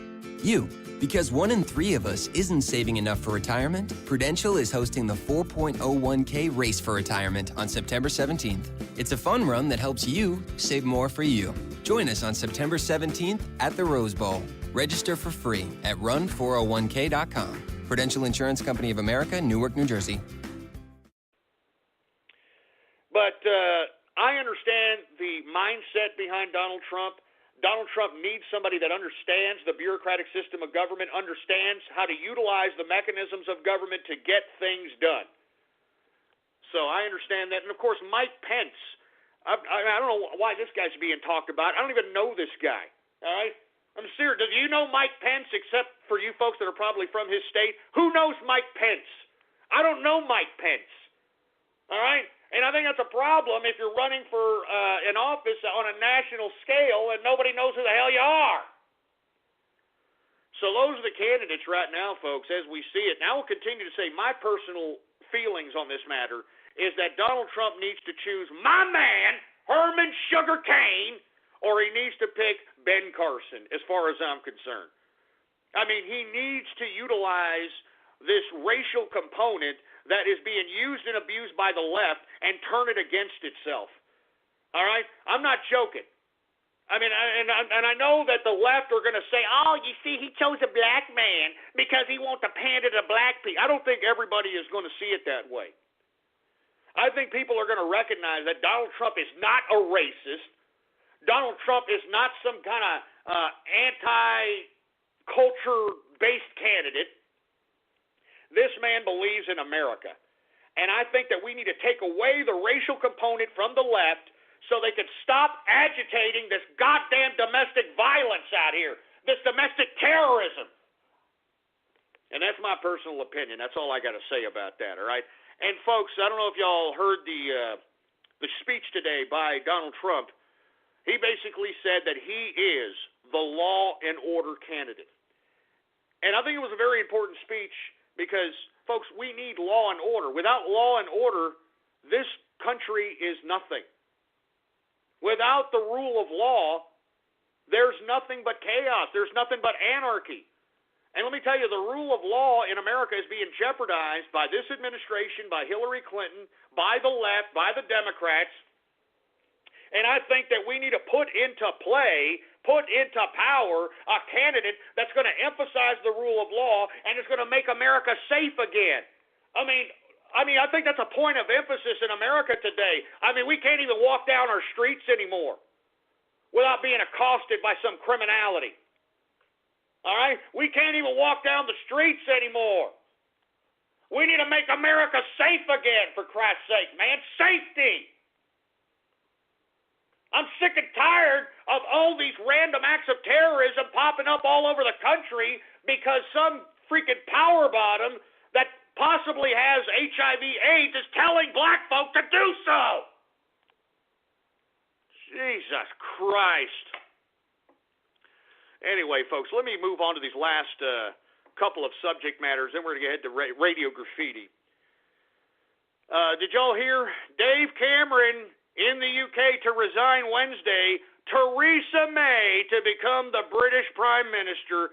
I mean, Britannia. I mean, I know that it's pissing a lot of you people within Britannia off, and it should, for Christ's sake, because once again, you voted a referendum so that you could no longer have some bureaucracy electing leaders, voting in policies that are non-voted on by the people, so on and so forth, all right? And I also want to retweet this tweet that I found of Theresa May on here wearing a hijab, all right? Here it is right here. I just retweeted it for all the folks that are curious on my Twitter account, Politics Ghost. This is what is being elected as the new prime minister. We're not even elected. She's just being put there, all right? She's just being put there, for Christ's sake. Jesus Christ. And look at this. You know, this is what is going to head the UK. You see this? Look at this. This woman is wearing a hijab. I mean, are you kidding me, for Christ's sake? Are you goddamn kidding me, for Christ's sake? Give me a break! I mean, I thought Britannia voted on the EU referendum to stop bureaucrats from electing non-elected officials, from putting in laws that weren't voted in by the people. I mean, what happened? What happened? And look, there's a quote here by Theresa May. British people can benefit a great deal from Sharia law. Islam is entirely compatible with the British values and our national way of life. This is your new prime minister out here. I mean, do you think that Dave Cameron is doing this to Britannia to rub it in your faces? Because I think it is. All right? I'm not joking. I honestly believe that Dave Cameron is rubbing it in Britannia's face and is saying, oh, you're going to unelect me? Well, I got something for you, mate. And here you go. You got some pro-Islamic, hijab, Sharia law supporting piece of trash. Unfreaking believable. Unfreaking believable. Wow. I'm telling you, it gets worse and worse, doesn't it? I mean, once we take one step forward, these bureaucrats give us 3 steps, 4 steps back. Huh? I'm not kidding around. Every time, I thought Britannia took a giant step forward with the Brexit vote. A giant step forward. But here you got Dave Cameron All right, Dave Cameron over here saying, oh, yeah, I got something for you, Britannia. Huh? Woo! Oh, my God. this is just disgusting, man. All right? This is just disgusting. Good God. Oh, my God. Oh, well, I'm unaware of the election process of the UK. According to somebody from the UK, in UK elections, you vote for the party and a local representative, not for the British Prime Minister. Oh, well, I think that needs to be a little bit reformed, don't you think? I mean, that kind of sounds like what they were trying to do over here in the United States by anointing somebody else other than Donald Trump as it relates to the Republican nominee. I mean, that's just wrong, man. I'm telling you, I'm telling you, one step forward, freaking 6, 12, 18 steps back, man. I'm not kidding around. Oh, my God. I don't know what to say about Britannia, man. I was so elated when Britannia voted for Brexit, man. Now, I mean, when I see this woman with the hijab, I'm starting to get that Sadiq Khan feeling once he got elected as mayor of London, Stan. All right, I'm getting that sick feeling at the pit of my stomach that this isn't going to spell very well for Britannia. And I don't know what else to say other than that, man. I don't live there. I just hope Britannia is aware of what's going on. And I mean, even if she does not initiate a referendum of the referendum, you don't think that she's going to allow these refugees to come in even more? I mean, Jesus Christ, man. What the hell is wrong with these bureaucrats? I'm telling you, everybody in the world needs to wake up, man. Bureaucrats are the problem. Bureaucrats are the goddamn problem. Wake up! These career politicians, these career bureaucrats are the problem. Jesus Christ. These bureaucrats are the fucking... They're the problem! They're the goddamn problem! I wish this was a bureaucrat's face! I wish this was a bureaucrat's face! I wish this was a goddamn bureaucrat's face! These goddamn bureaucrats, these career politicians are the problem. It doesn't matter what side of the goddamn political spectrum they're on, they are the problem. Jesus Christ. They're the goddamn problem.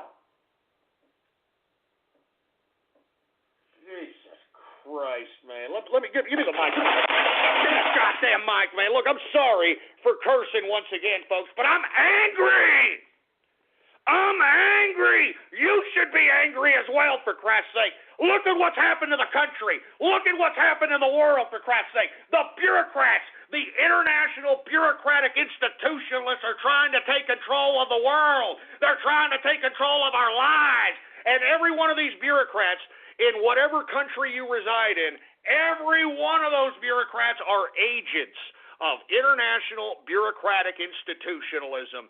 Don't you ever forget it, boy. Every one of these career politicians, no matter what country you reside in, folks, are agents of international bureaucratic institutionalism. Don't you ever forget it. These people that are career politicians have no loyalty to our countries. And we need to recognize that, and the sooner we recognize that, the better off the world will be. The better off the world will be. No more career politicians. It's over. We need to stop this nonsense. We need to stop this madness. Anyway, folks, last but not least, certainly not least, NATO continues to taunt Russia into a nuclear confrontation, folks. That's where Obama was for the past weekend. He was out in Warsaw, Poland, trying to talk to the NATO members in how they are going to continuously push missiles that can reach 500 kilometers, 1,000 kilometers on the border of Russia.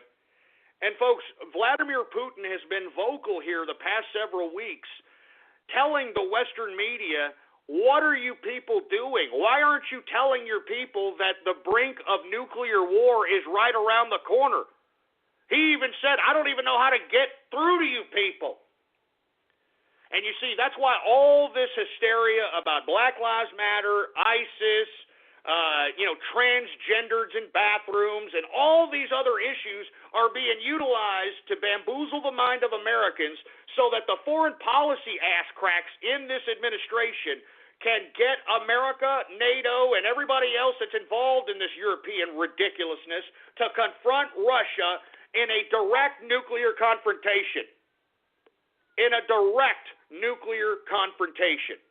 And I think it's a disgrace, and I cannot believe why no media outlet is discussing this crap. Why is no media outlet discussing this garbage, man?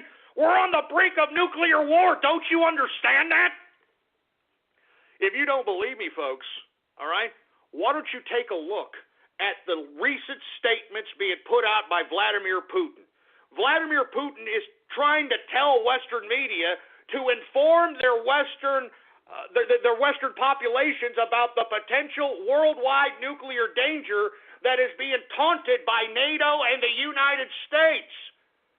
I know nobody's talking about this, but this is a very serious subject matter, folks.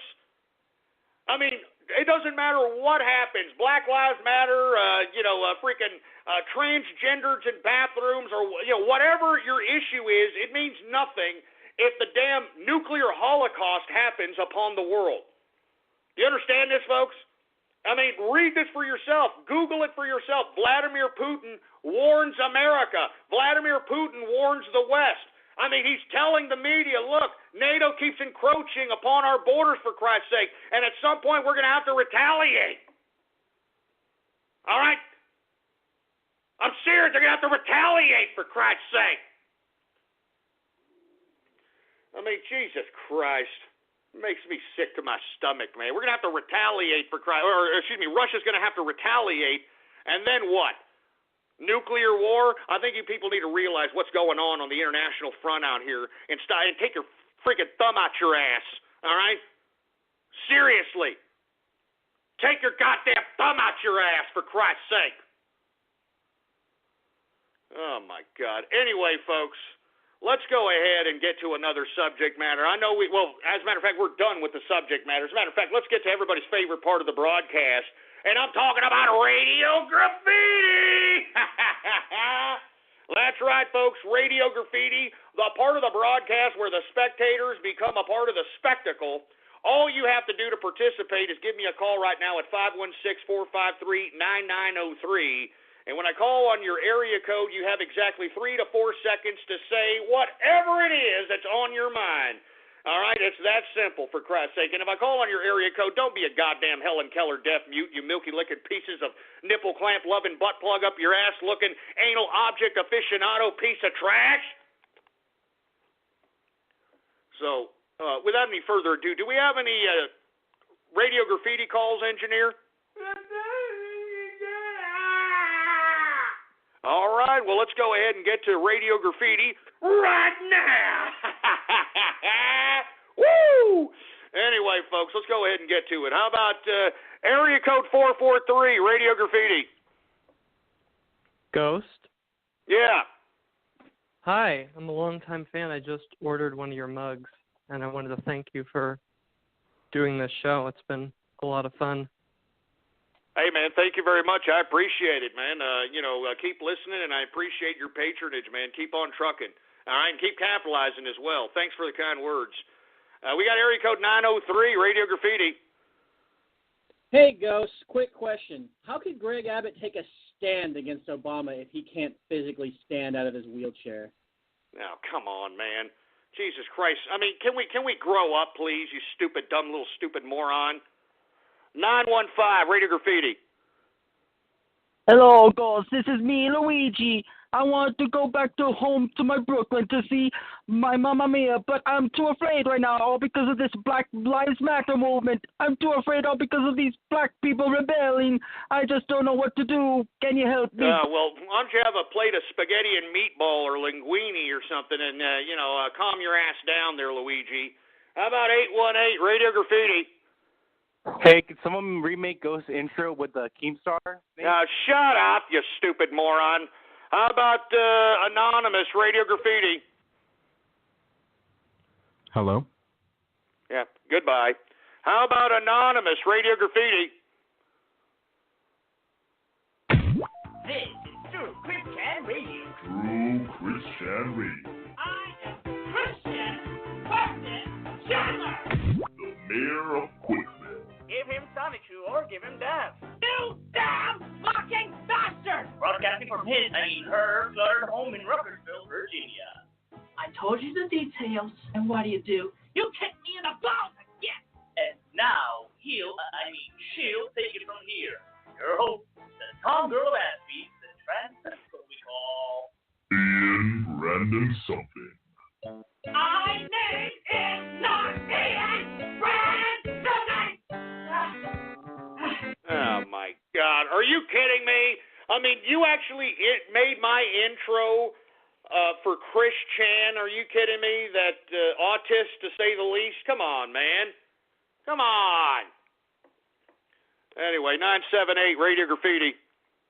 I am gay for D-Ray. Inside me. Take it in the paper! The fun flies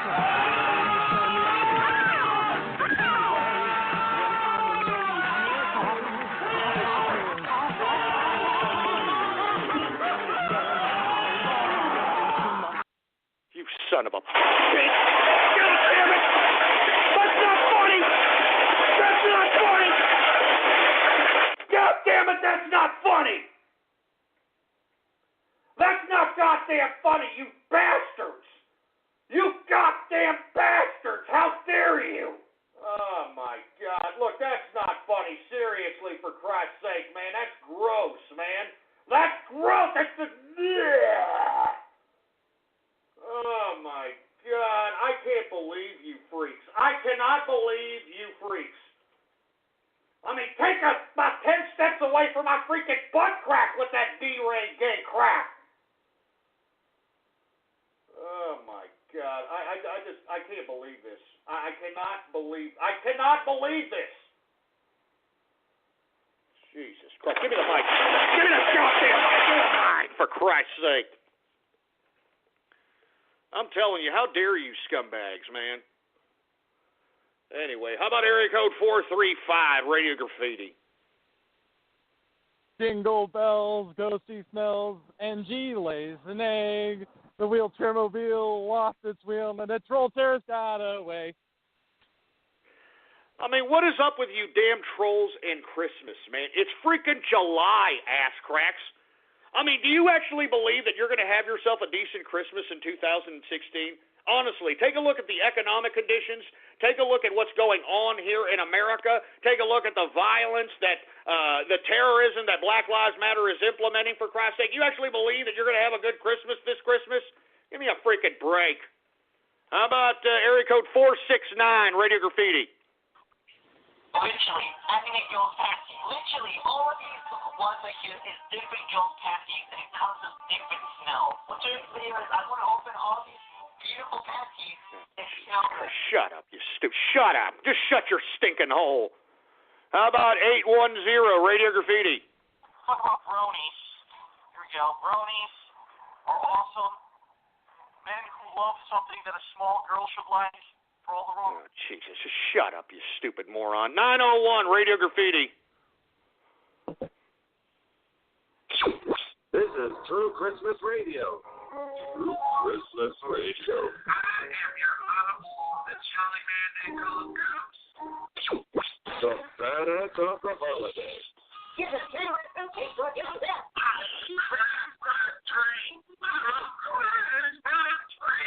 Broadcasting from a typhoon in frosty Canada. And now, he will take it from here. Your host, the Giant Batman they call him. You see, here we go again. Here we go again with the Christmas crap. All right, first of all, do not remake my intro, you dumb imbeciles. All right? I mean, stop it. That's the greatest intro in radio today, and you're screwing it up. And secondly, man, enough of this Christmas crap. Seriously, man, I hate Christmas. I mean, the basis of Christmas is a damn lie. Don't you understand that? Your mommy and daddy lied to you. I mean, before they even told you anything about yourself, before they even told you anything about your family, before they even told you anything about the potential future, they lied to you and said some fat man in a freaking red pajama suit with a red pajama hat on, for Christ's sake, with a big sack coming down the chimney with a beard and with a pot belly that looks like he had a bowl full of jelly, is coming out here giving you presents because, oh, you're a good boy. Oh, you're a good girl. I mean, are you kidding me? I can't believe that Christmas is still even a concept at this point in time. You know what I like doing? I like ruining the whole Christmas thing for little kids.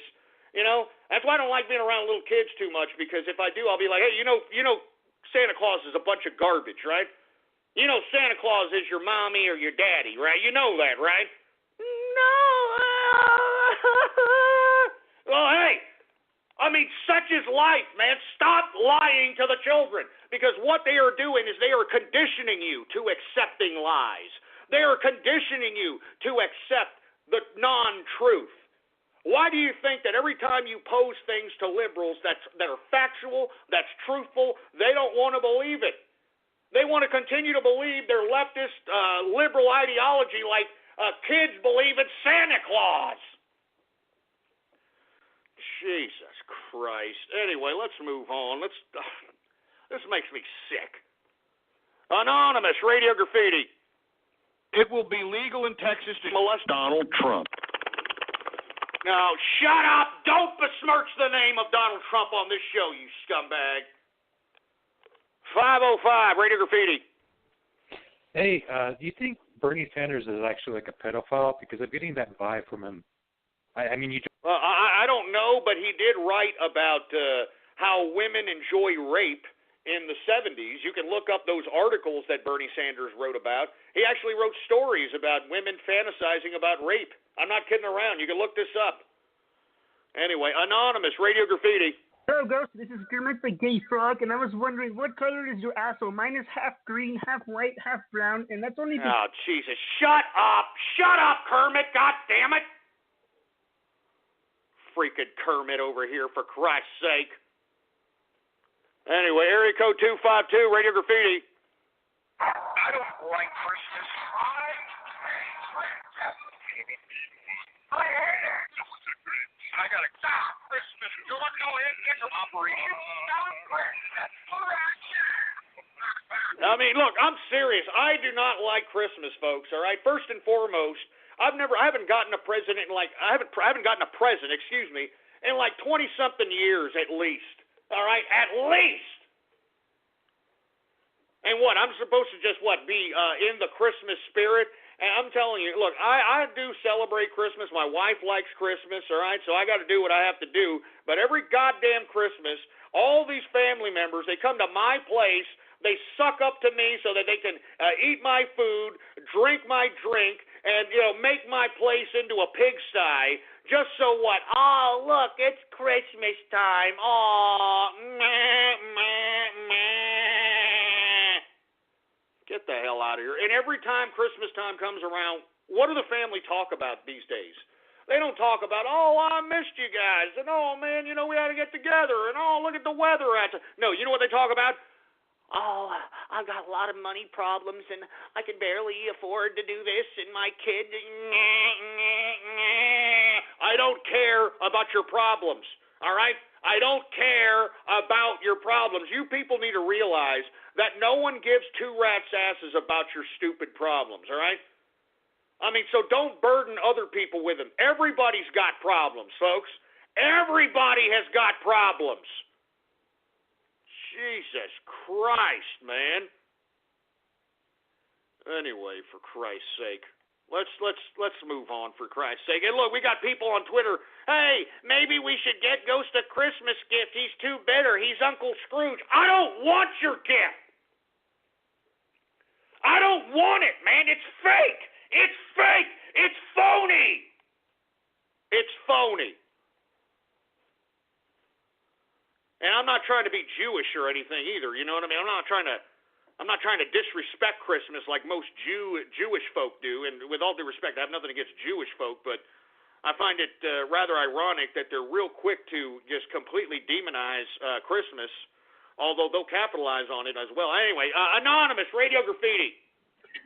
Ghost Baby, let's have a three-way with D-Ray, you and me, and get paused loads in our assholes. Oh, jeez. No, don't even go there. That idiot sounds gay for D-Ray, for Christ's sake. Who else do we got? We got the Teutonic Plague in the house. Radio Graffiti. Long live the capitalist army! Fuck bureaucrats! Fuck bureaucrats! Cheers to you, Ghost! Long live the capitalist army! And fuck Hillary Clinton! That's right there, Teutonic. Thank you very much for calling in. Stay right there. We'll see if we get to you on the third hour. We've got area code 609, Radio Graffiti.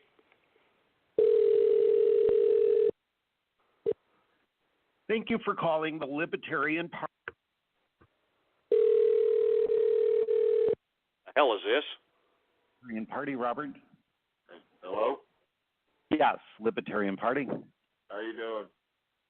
Good, sir. Can I help that you? Somebody over there at this number doesn't like capitalism. Oh, I see. You're a fruity ass is where I'm standing. You're a fruit bowl. Okay, I'm sorry. I don't understand you. I heard that somebody over there at this number doesn't like capitalism. Okay. Who? John Conquest. I'm sorry. I really don't understand. This is a representative of the capitalist army. Okay. Let's play a game. I'll tell you 3 things about retirement, and you spot the lie. 1 in 3 Americans isn't saving enough. 2, retirement could last 30 years or more. 3, half of people under 30 aren't saving at all. We lied. They're all true. That's why we're inviting you to the 4.01k Race for Retirement by Prudential on September 17th. A fun run that helps you save more for the future. So join us on September 17th at the Rose Bowl. Register for free at run401k.com. Prudential Insurance Company of America, Newark, New Jersey.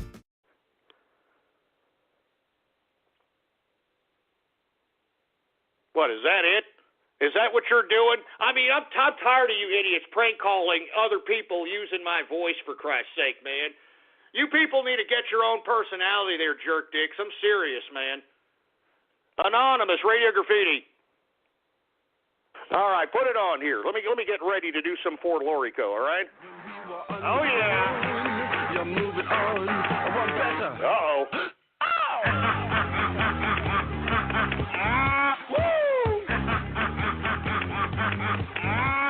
You know, you guys are a bunch of fruit bowls, man. All right, look, I did that yesterday for a bit against D-Ray. Now you idiots are utilizing it to troll me now? Oh, my God, you scumbags, man. You trolls are disgusting cyber vermin trash. I can tell you that right goddamn now. Anyway, 919, Radio Graffiti. Ghost, let the engineer take over the show right fucking now. Do you shut up. Shut up. Leave the engineer alone. I'm telling you, I'm tired of you people calling up trying to antagonize the engineer. You're lucky we're not in a damn bar room right now. I'd beat the living bejesus out of your ass trying to antagonize the goddamn engineer, boy. Anyway, area code 213, Radio Graffiti. If you sit on my lap today, a kiss, a toy is the price you'll pay. When you tell what you wish for in a whisper, be prepared to pay. Christ, with this Christmas crap, enough! Enough of Christmas, good? Damn it, I hate Christmas! I hate it! I hate it! Damn it! I'm telling you, assholes, enough of this Christmas in July crap, all right? This is going to be a horrible Christmas for everybody in 2016. This is going to be a bad Christmas for everybody. And mark my goddamn words, you scumbags. Mark my words. Jesus Christ, you scumbag. Give me the mic. Give me the goddamn mic, for Christ's sake. Give me the mic. Enough of the Christmas Carol crap, all right? I'm serious. Enough. 956 Radio Graffiti. Dang, Ghost, it's like 100 degrees outside, man. Grandma Dash, play that song.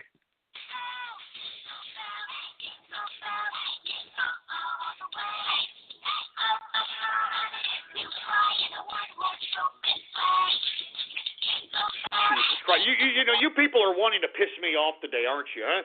Y'all are wanting to piss me off with this Christmas crap. Look, I'm telling you this right now. I am being perfectly honest with you. I hate Christmas. I hate it. Anonymous Radio Goddamn Graffiti. Oh, Jesus Christ. Helen Keller, deaf mute on Anonymous. How about 714 Radio Graffiti? Hey, what's up, Ghost? This is Z Frostwire. Sorry I haven't been on in a while, but I just recently got myself a new job working over there at Target. And I wanted to say, you know, this whole thing happening with what the bureaucrats are doing, man, like, I have absolutely no idea what's going on in the world. But either way, everyone just keep on doing what you're doing. Keep on capitalizing, man. Hey, man, thank you very much, Z Frostwire. Don't worry about not being around. Keep capitalizing, supporting yourself, your loved ones, your family, whoever, and just keep doing what you're doing, man. Keep capitalizing. I appreciate your patronage. How about area code, Jesus Christ, how about another anonymous, Radio Graffiti? Boot 073, Radio Graffiti. Y'all are wanting to piss me off with this Christmas crap. Jesus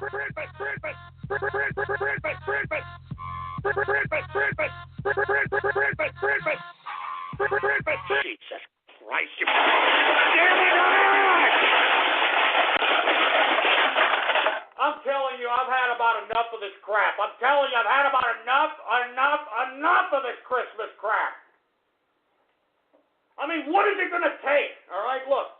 Don't you understand that Christmas is a goddamn lie? It's a goddamn lie, you morons. I mean, Jesus Christ. Oh, my God. Give me the mic. Give me the stupid mic, for Christ's sake, man. I'm telling you, I don't understand what's going on here with this Christmas crap. I mean, do you honestly believe you're going to have a good Christmas in 2016? Huh? In Obama America with all this violence, this economic instability that we have going on right before our very goddamn eyes. Jesus Christ. Anyway, who else do we have here? We've got area code 205, Radio Graffiti.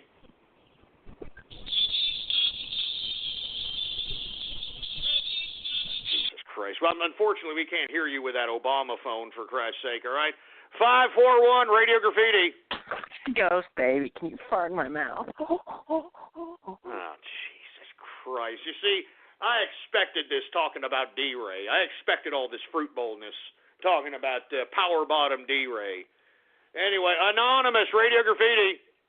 Benito Ghostini, Radio Graffiti. Oh, look, it's Christmas time. Oh,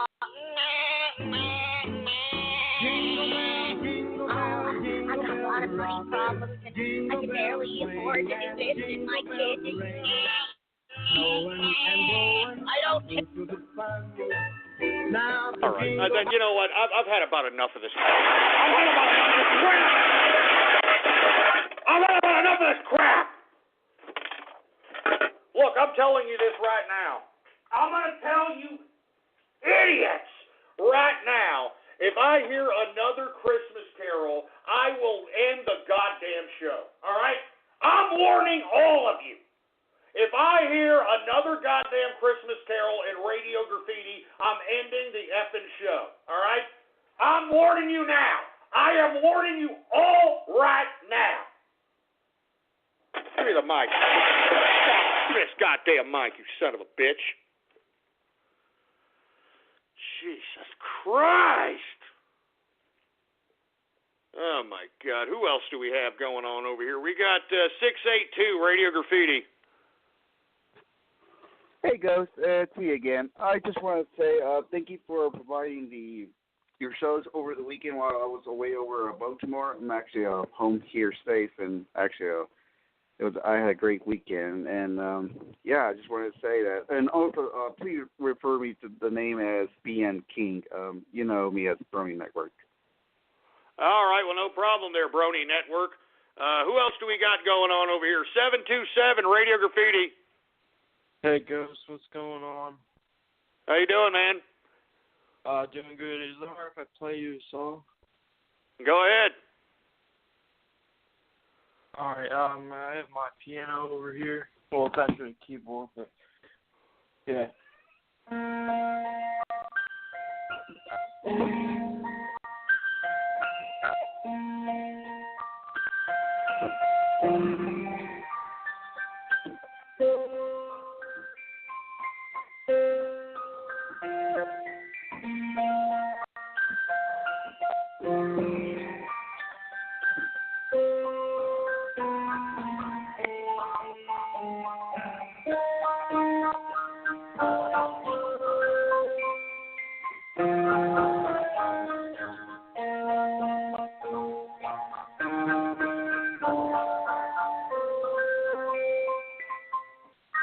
Yeah, I kind of messed up with it. I haven't played it in a while, but it's okay, man. I really appreciate you playing the tunes there. I appreciate it, man.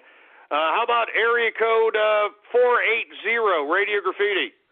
The monster, Mr. Ghost, you're what? What the hell is showing up your ass? What are you talking about, Mr. Ghost? Are you kidding me? You made a remix. Oh, shut up, shut up, shut up, shut up. Man, Jesus Christ, man. Anonymous, Radio Graffiti. Frosty the Snowman was a jolly happy soul with a corn. All right, that's enough. Y'all want me to end the show then. Now, y'all don't want a post-show third hour, obviously, right? Y'all are purposely trying to agitate me to end the goddamn show, 2-hour show, no post-show edition. That what you want there, boy? Is that what you want? Because I'll do it. Anonymous, Radio Graffiti. This is True Christmas Radio. True Christmas Radio. Ho, ho, ho. Merry Christmas. Ho, ho. The rider of reindeer.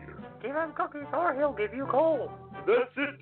Period. Broadcasting from his workshop in the beautiful North Pole. You sound jollier than a plate of gingerbread men, for goodness sake. And now he'll take it from here, your host, jolly old St. Nick himself, the man they call Santa Claus. All right, that's it. I've had about enough. I've had enough. God damn it, I've had enough. I have had enough of this crap. I'm telling you, folks, I am sick of this goddamn Christmas crap. Enough of this Christmas in July horse stuff. Jesus Christ, man. Grow up. All of you, grow the hell up. Give me the mic. Just shut the mic, for Christ's sake. I'm doing one more Radio Graffiti call, and I think I'm getting the hell out of here because you people are making me sick. All right? Anonymous, Radio Graffiti. Hey, Ghost, this is Herman Cain. Now, what I want you to do is just take your underwears off. That's right. Just take your underwears off. Shut up, you stupid moron. All right, get your own bit, you stupid dumb biter. Anyway, who else do we got? We got Anonymous, Radio Graffiti. Look, what's going on between me and Ghost is personal, all right? Yes! I'm the master. Yes! Shut up! Yes! Yes! Yes! I can't do it, man. I can't do this anymore, man. Shut up your ass! Ah, you son of a bitch. All right, you know what? I'm not ending on that one, for Christ's sake. How about Anonymous, Radio Graffiti? Let me get back to where I've been for the past 4 years. I decided to go and just live out of LGBTQ clubs for a good 2 years with Grandpa AIDS. You son of a bitch! You goddamn! Jesus Christ! I never said that! Screw you! Screw you! Screw you! God damn it! That's it! Stick a fork in me! I'm done! Stick a fork in me! I'm done! Christ! I mean, Jesus Christ, do you goddamn trolls have a soul? Oh, my God. Give me the mic. Give me the mic, for Christ's sake. Give me the mic. Let me tell you something, you scumbags!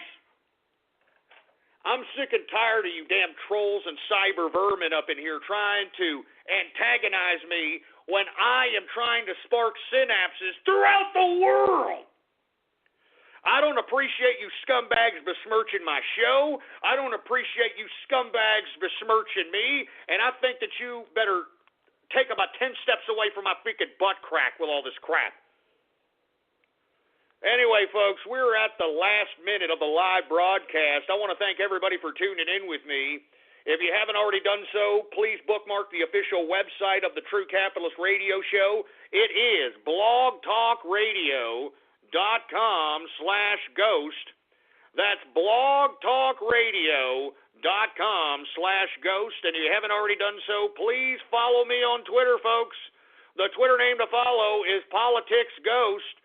All one word, no underscores, PoliticsGhost. And remember, we are live every Monday through Friday, 4 p.m. Central Standard Time. So spread it around like wildfire and let everybody know that True Capitalist Radio isn't affected in the house, 4 p.m. Central Standard Time. I am out of here. Thank you very much for tuning in with me, folks.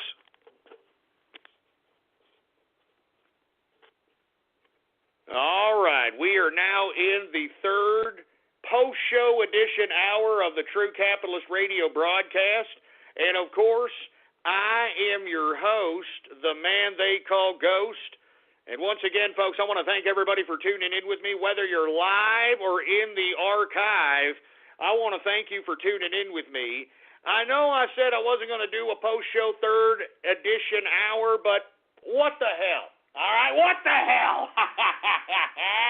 And, of course, the only folks that are able to listen to me on the third hour are those that are on the telephone right now, those that are, hearing this via some stream from the telephone or the archive at blogtalkradio.com/ghost. That's blogtalkradio.com/ghost. All right, and I want to thank everybody for their patronage, for Christ's sake. Anyway, folks, I continuously want to talk about D-Ray, and I want to discuss how important it is that the capitalist army and the Trump train emphasize to Black Lives Matter supporters that Black Lives Matter, the organization, is an LGBT organization. This needs to be put on memes. This needs to be put on images. This needs to be put on blogs. This needs to be put on YouTube, for Christ's sake. I mean, you understand what I'm saying? Black Lives Matter is an LGBT movement. It has nothing to do with race. And all they have to do is look at D-Ray and look at his advocacy. Look at the fact that he is an HIV/AIDS advocate. Look at the fact that he is an LGBT advocate. And the last thing on his mind, in my personal opinion, is race relations. The last thing on his mind is educating black people. The last thing on his mind is help facilitating the progress to black communities across America. All D-Ray wants to do, in my opinion, because I personally believe, in my opinion, that this man is infected with the HIV/AIDS. No one is an advocate for HIV/AIDS that doesn't have the damn virus, that doesn't have the damn disease. Do you understand that, folks? And, folks, I'm not saying anything bad if he does have HIV/AIDS. What I'm saying is it goes into the mindset. It goes into the motive on why D-Ray is leading Black Lives Matter and leading his own community into a path of self-destruction. Because that's exactly what is taking place right before our very eyes in America. And it's time for certain black people that want to be leaders to stand up in opposition to this perversion of black folk. They need to stand up in opposition to this perversion of the black community, for Christ's sake. All right? I'm not joking. That's why D-Ray over here is talking in front of HIV advocacy groups. That's why he's talking pro-LGBT advocacy groups, all right? Because that is his first agenda. Do you understand that? I mean, the only reason that he's hopping on this Black Lives Matter nonsense is because for some reason the black community that is involved with Black Lives Matter believes that D-Ray is some kind of a leader. And if they are going to follow a power bottom who is so ashamed about being gay that he won't even go on Grindr because, quote, what would the people say? And you can read that. He gave an interview to the gay magazine The Advocate in which he says that. It's exactly what he says. He says, oh, what would the people say if I was on Grindr? What would the people say? What the hell? I thought you were gay and proud. I thought you were a proud-ass power bottom. I mean, you're speaking in front of GLAAD. You're speaking in front of HIV/AIDS advocacy groups. Why exactly are you ashamed to go on Grindr all of a sudden? And, folks, if you read this The Advocate, which is a gay magazine, if you read this interview with D-Ray, he talks about how he was being interviewed by this advocate writer. And in the middle of that interview, he was a little dissuaded. He was taken back by some cute boys, quote unquote, that were passing by him. Yeah, he was talking about cute boys in the advocate interview. And I think that should be plastered all over the internet. It should be plastered in these Black Lives Matter thugs.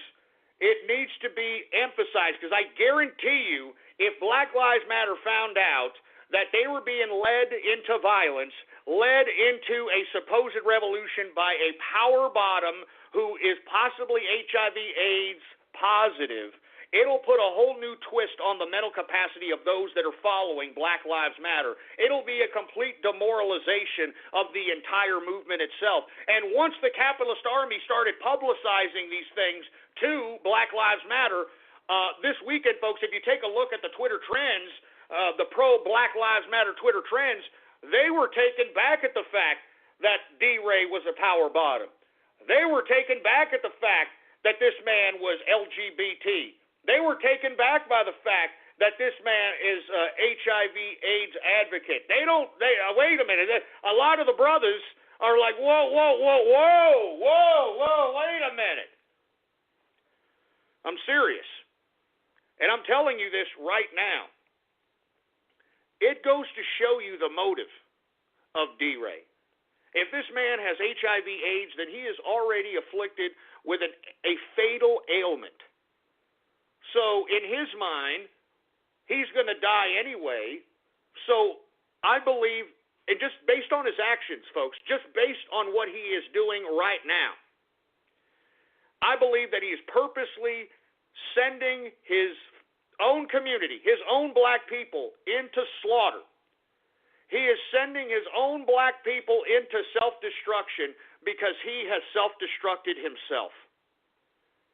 And I think that the sooner black folks start recognizing this in D-Ray, the sooner D-Ray will fall out of any kind of media stardom, any kind of pedestal that the black community will put this power bottom on. And in my opinion, I think that the whole movement of Black Lives Matter will completely disintegrate. I personally believe that. And that's why I am telling everybody in the capitalist army and in the Trump train, if you know Black Lives Matter folks, hit them up with this information that D-Ray is an HIV/AIDS advocate, that D-Ray actually goes and talks in front of LGBT, GLAAD, all these other groups, for Christ's sake. And if that's the case, then where does his loyalty lie? Where does his loyalty lie? Does it lie in his skin color? In which, in my personal opinion, based upon his actions, based upon how he is leading the Black Lives Matter movement into self-destruction, I don't believe that's his first passionate desire. I think his first passionate desire, folks, for a lack of a better term, is taking a large penis in his sphincter. All right? I know that sounds disgusting, folks, but that's what he's doing. That's what a power bottom. Do you even know what a power bottom is, for Christ's sake? It is an aggressive bottom. It means that he aggressively gets on all fours and rams his anus into a penis like it's, like it's Ride 'em Cowboy. All right? I mean, I know it's a disgusting visualization, folks, but you need to recognize what this crap is, all right? And look, if you folks want to continuously lead yourselves out down to a road to destruction, that's your problem, Black Lives Matter. But I think that you need to reevaluate your leadership when you've got a power bottom who could potentially be HIV/AIDS positive. You got a man in blackface, a white man in blackface, and Sean King, who's also leading you down to slaughter. All right? You've got a fat, disgusting piece of tub of shit in Nita, who is the right-hand fat broad that's always next to D-Ray. All right? You've got some mixed breed, probably 20% black Sam Swerve over here, who is agitated. I mean, do you understand what I'm saying? I mean, black folks need to evaluate their leadership, for Christ's sake, man, because you need to understand what their motives are, and if their motives are racial first and not, in D-Ray's case, taking it up the pooper first. Because I honestly believe that D-Ray's loyalties, and just look at his actions, folks, all you got to do is do a damn Google search on D-Ray, and you're going to find so much LGBT garbage, it's pathetic. And look, I have no problem with D-Ray being an HIV/AIDS advocate. I have no problem with him being a LGBT advocate. But, folks, you can't be both of those and then try to lead an armed revolution of black folks in America today. And an armed revolution that has no intellectual basis.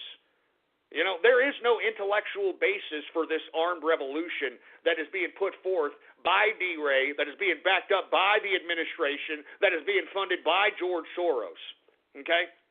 There is no intellectual basis for this. There is none. And that's why these bureaucrats in D-Ray and Nita are out here rabble-rousing an undereducated populace. Now, I'm not saying all blacks are undereducated. That's obviously not the truth. But, folks, the majority of these people they're rabble-rousing are in impoverished areas. And when they rabble-rouse these black folk, where do they go and destroy? Where do they go riot? Where do they go wreck property? In their own neighborhoods. Destroying their own minority-based businesses, destroying minority-based property. And you see, how is that constructive? How is that progressing the black strife? It isn't, folks. That's the point. That's the point. That's why I'm telling each and every one of you Black Lives Matter supporters, you need to wake up and realize that Black Lives Matter is an LGBT organization. And by God, I'm calling on the capitalist army and the Trump train. Plaster it in front of all these faces of these Black Lives Matter supporters. Plaster it in their faces that Black Lives Matter is an LGBT organization. And I'm telling you, once black folks start recognizing that they're being led around by a potential HIV/AIDS infected power bottom, the disintegration of Black Lives Matter will happen right before our very eyes. I'm not joking, folks. I'm not kidding around. So that's why I'm calling on the capitalist army and the Trump trade. Plaster it all over the internets. That goddamn Black Lives Matter is an LGBT movement. All right? Please do it. Please do it. All right? I mean, for all you trolls out there that want to troll somebody, I mean, this is the biggest troll opportunity that could keep you trolling for the next month, all right? Literally, a new mark, a new troll every day for a month. All right, all you got to do is look at the Black Lives Matter trends, the D-Ray trends, and just pick out who has more retweets and likes on whatever pro-Black Lives Matter, pro-D-Ray tweet, and go right at them with the truth. Go right at him that D-Ray could potentially have HIV/AIDS. Go right at him and say Black Lives Matter is an LGBT movement. I mean, go right at him, folks. This is going to demoralize him. It'll demoralize him. I'm telling you right now. Why do you think that blacks are down low brothers? Huh? They don't want to be known for taking it in the pooper. They don't want that crap out in the open, even though they are doing it. They don't want that crap out in the open. That's why they're down low brothers. Fios is not cable. We're wired differently, which means you can get the fastest internet available with equal upload and download speeds from 50 to 500 megs. So you can upload 200 photos before your favorite song is finished. Click the ad and switch to Fios today to get our best offer ever. I mean, just imagine these big, huge, thuggery-looking black folk, walking around. Do you think that they actually want to open up and say that when they're behind closed doors with their homies, that they're slobbing their knobs or taking in the pooper? I mean, seriously, man, do you think that the Down Low brothers really want this to be out in the open? They don't. I'm telling you, they don't. And this will be a complete demoralization for Black Lives Matter. So please, if you haven't done any kind of digital damage, have done any kind of trolling to the capacity to help demoralize Black Lives Matter, then please do this. All right? Please do this. I mean, there are so many goddamn troll targets as it relates to these Black Lives Matter supporters. I mean, you can just hit them up with the truth and watch them. Watch them be in complete disbelief. Watch them be in complete disbelief that Black Lives Matter is an LGBT movement. Watch them in complete disbelief that D-Ray is a power bottom that, in my opinion, could potentially have HIV/AIDS, for Christ's sake, all right? And I hear that D-Ray, when we doxed him, he really quickly changed his phone number. And that's sad, because I was hoping that somebody would have recorded whoever answered, and they would have said, "You've got the AIDS." Because I think that needs to be plastered all over the internet and throughout the world, folks. I'm telling you, why do you think D-Ray ignored me and ignored all of the capitalist army? What is he afraid of, huh? I'm telling you, folks, I'm not kidding around. I'm not just saying this because I'm tooting my own horn. I'm saying it because it's the goddamn truth. Black Lives Matter fears the capitalist army.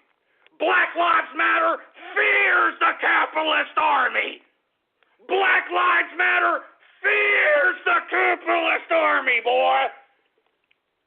And let me tell you, the capitalist army, myself, we have been trying to antagonize Black Lives Matter. We've been trying to antagonize the so-called antagonizer leadership of Black Lives Matter, and they don't want none of us, baby. They don't want none of us. They try to ignore thousands of us because they think that if they ignore us that we're going to go away. Why do you think they're ignoring us, folks?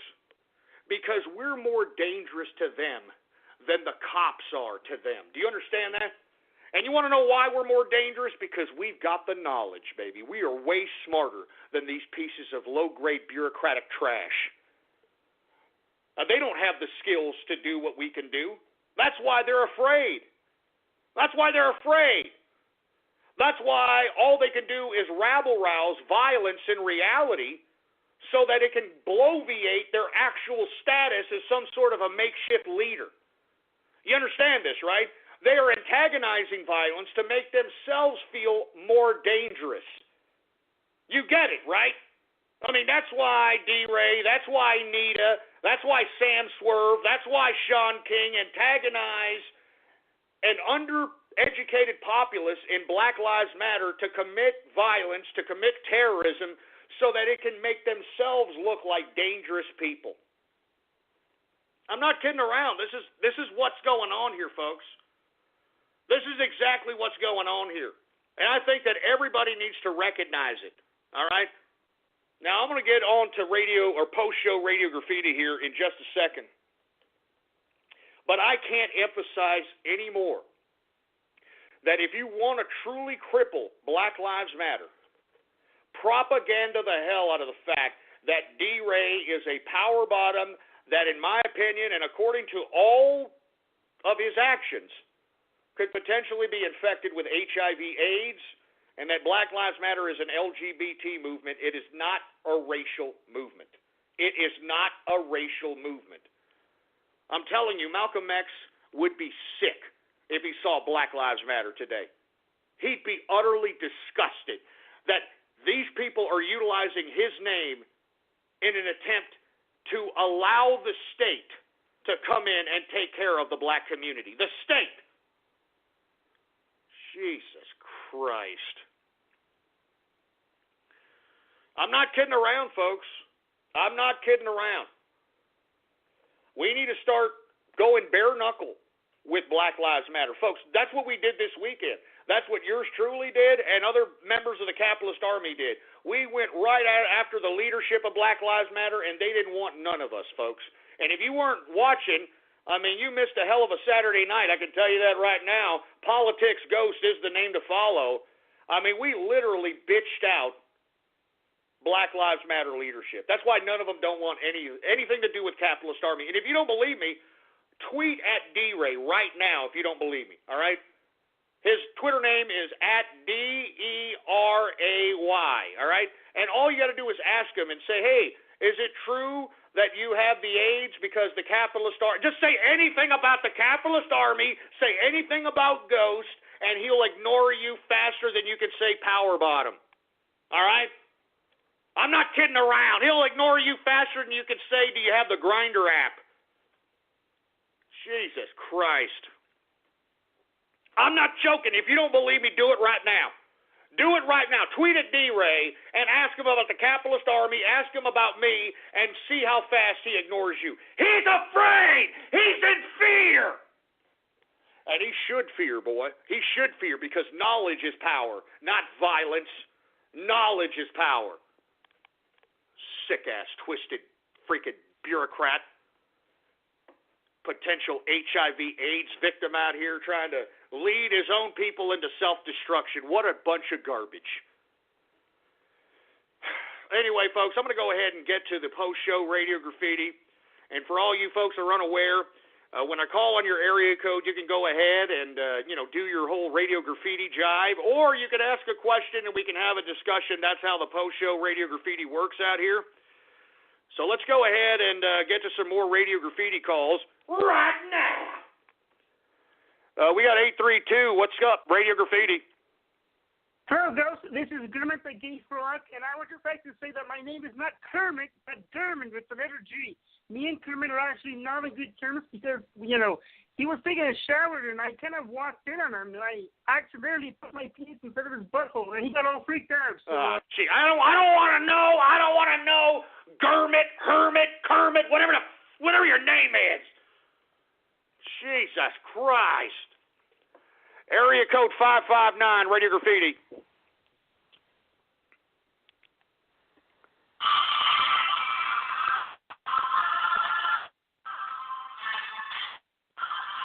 Jesus. I mean, first of all, get a better phone, and secondly, get it straight.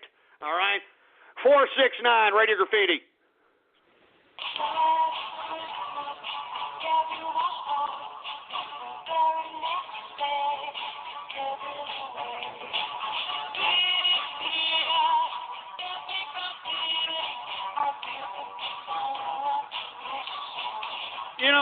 First of all, screw you with the Christmas song, but secondly, that was a George Michael song. How come none of the LGBT ever, give any kind of kudos to George Michael? I mean, this guy was fruiting up before fruiting up was cool, for Christ's sake, man. I mean, come on. I mean, have you heard that song, Father Figure, for Christ's sake? Who do you think he's talking about? He's talking about whatever daddy that, was, taking him, putting in his pooper. And I guess he read more into the sexual act than the old man that was, doing him did, because that's why he wrote this song. I won't be your father figure. I'll be here naked in your eyes. I mean, give me a break. Where's the LGBT with that? Poor George Michael. I mean, he is so ostracized by the LGBT. They don't even care about him. That, what was it, about 10 years ago, they found him in a goddamn Los Angeles Park bathroom servicing glory holes? I'm not kidding around. That's a true story. I'm not saying that to be facetious. I mean, they busted this guy servicing a damn glory hole in a damn park bathroom, for Christ's sake, man. I mean, how do you get from, I will be your father figure, I want your sex, and all that crap, to servicing glory holes? I feel bad for George Michael's fruity ass. I'll be honest with you, man. I'm telling you, I think that he's corrupt. I think that, he thought that, this LGBT thing was going to give him some kind of level of, relationship or some kind of love or something. The guy's by himself. He's a sexual degenerate at this point in time, for Christ's sake, and it's sad. It's sad because I actually think the guy's got talent. I actually think he's a decent songwriter. Why in the hell do you think this guy is still around, living lavish, for Christ's sake, man? He owns his work. He wrote his music. He produced his music. That's the difference between some Beyonce who has everything written for her, has everything produced for her, has, everything, than a George Michael or a Prince or even a Gucci Mane, for Christ's sake. Since y'all Black Lives Matter folk could be potentially listening to me, these are people that own their own music, for Christ's sake, man. Anyway, I'm going off keister. I'm digressing here. Area code 337, Radio Graffiti. Hey, Ghost, Soft Magic here, and I'm down here in Baton Rouge where they've been having these Black Lives Matter protests, and I just want to say I've been having the best goddamn time helping the police conduct these arrests. You can go out there and ask them, can I conduct a citizen's arrest and help you guys out, and they'll let you. I'm encouraging others to go out and do this, man. It's a hell of a fun time getting these regressive liberals. I hate them. Well, I hate them too, man, and that's a pretty good insight. Thank you for letting everybody know. Of course, get your local PD's permission so they can back you up if you conduct yourself in this capacity. But let me tell you something. I don't like what's happening out in Baton Rouge right now with all these protests. Did you see this disgusting, stupid picture of some broad being arrested, and they're plastering it all over the goddamn lamestream media, claiming it's the Tiananmen Square moment? Tiananmen Square? How in the hell could you compare the Baton Rouge malarkey to Tiananmen Square? You know that over 200,000 people were killed during the Tiananmen Square massacre, you stupid, dumb jerk dicks.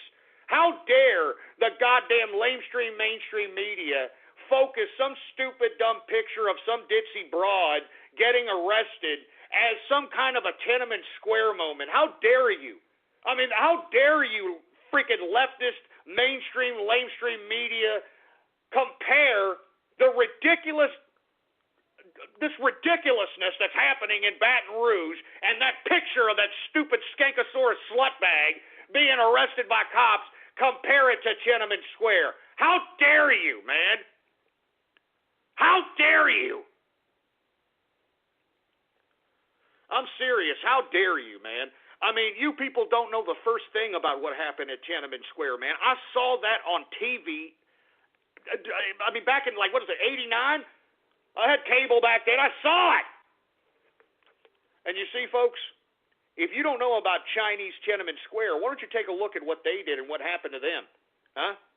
And how the Chinese government just started shooting them and mowing them down like dogs when they finally had enough of their protesting. They just shot them up like dogs and completely suppressed any uprising that was happening. Over 200,000 people dead in Tiananmen Square. So you stupid scumbags in the mainstream media comparing that stupid, dumb, ditzy bimbo that's being arrested in goddamn Baton Rouge to goddamn Tiananmen Square is ridiculous.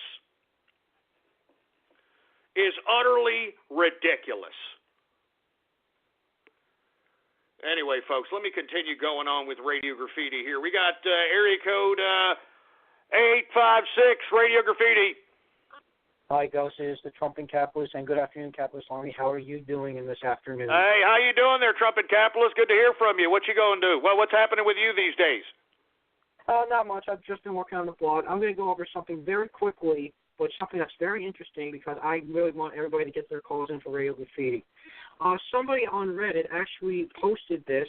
It says, turns out if you look up the gematria of the number of words in James Comey's Hillary Clinton statement, you get the phrase, and it's very scary, help me, Hillary Clinton is holding my family hostage. Now, this is from the gematria calendar, the Jewish gematria calendar, which the word count was 2,322. By looking it up in the calculator, 2,322, it sends the exact same message. What's also even more weird is that in simple gematria, it's 507, which is the date in European terms. And what I mean by European terms is that the Europeans write their date in day, month, year instead of month, day, year for our calendar. So basically, this is a message that was supposedly hidden in the speech, and we don't know if this is a coincidence or not, but needless to say, this is a very, very concerning and scary message. Wow. So, and look, Comey would have the intelligence to be able to do this. Because, I mean, he's, head of the FBI. You're saying this is a message that Comey was trying to send in the beginning of the speech. Yes, because the word count for that speech was 2,322. And by looking up in the Gematria calculator, it says, "Help me, Hillary Clinton is holding my family hostage." We don't know if this is a joke or not, or we don't know the legitimacy of this, but it's still a scary message anyway. And this was hidden in the speech. And some users how once again, can you explain to us one more time how exactly this message was? I mean, you said that there was so many some odd words in the James Comey speech. And if you look that up into what again? I mean, because people are going to be listening to this, they're going to want to do it themselves to see if they find your findings. So just elaborate on how this was found out, what calendar or what decoding mechanism people need to understand so that they can get this message themselves, and where the message is found in the James Comey speech. Go ahead, man. Sorry. No, that's okay. The Gematria calendar, Gematria calculator, the word count of that speech was 2,322. By looking up that number in the calculator, it brings up that message, and it's the top search message out of all the results in the Jewish Gematria, and also in simple Gematria, which is 507. That's actually the date backwards of when the speech was actually given in European terms. And again, what I mean by that is that day and month.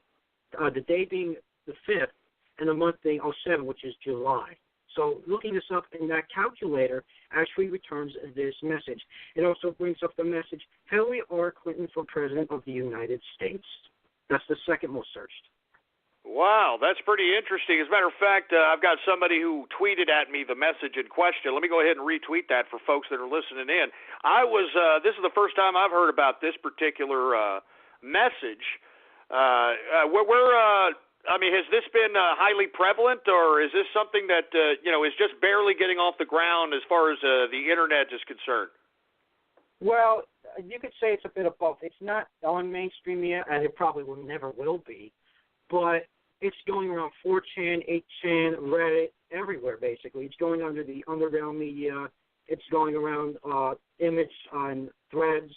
I mean, it's starting to circulate, but again, we don't know if this is some sort of joke or not, or if this is some sort of prank, but from what it looks like, it looks legit. Well, I mean, it does sound legit. I mean, this is the first time I've heard about it, and thank you for enlightening us on that. It does sound legit, and moreover, Comey would have the capability to do such a thing. He would be able to encode something and know someone would be able to find it. I mean, he understands this. I mean, this is comparable to, I don't know if you, obviously you're too young to remember, but there was some Vietnam POWs that were put forth in front of a camera shown as propaganda, and in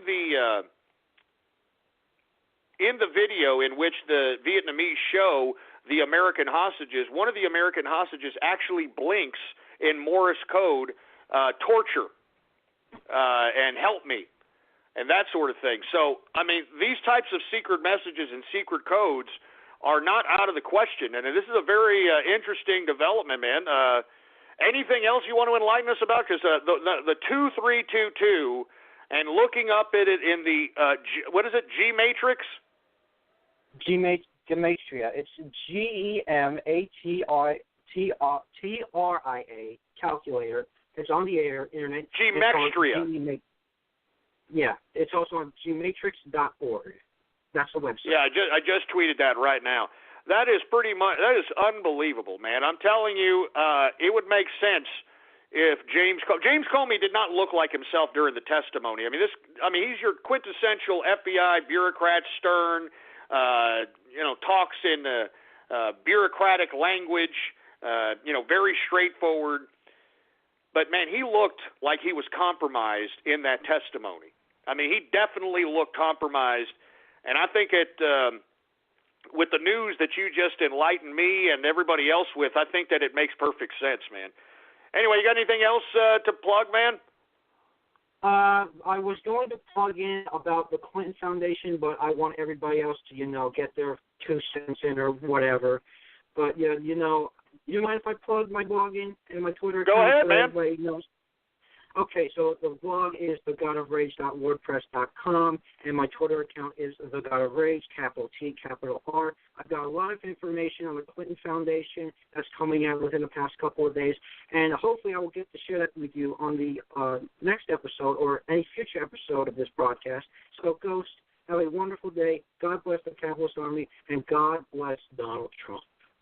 Hey, thank you very much, and, hey, that was great reporting there, Trump and Capitalist. And for you folks that are unaware, Trump and Capitalist, a young independent journalist who was inspired by this show to open up his own blog, become his own investigative journalist.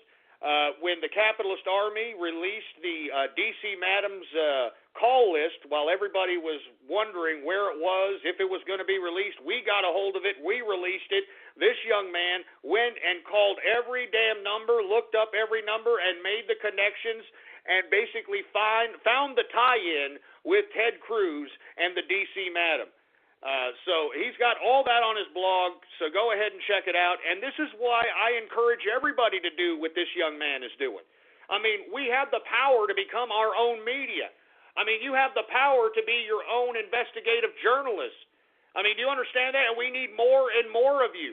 We need more Trump and capitalists. We need more vloggers. We need more people that are out here posting the truth, posting the facts in front of the people that just go to the mainstream media talking heads on the boob tube for their news and information.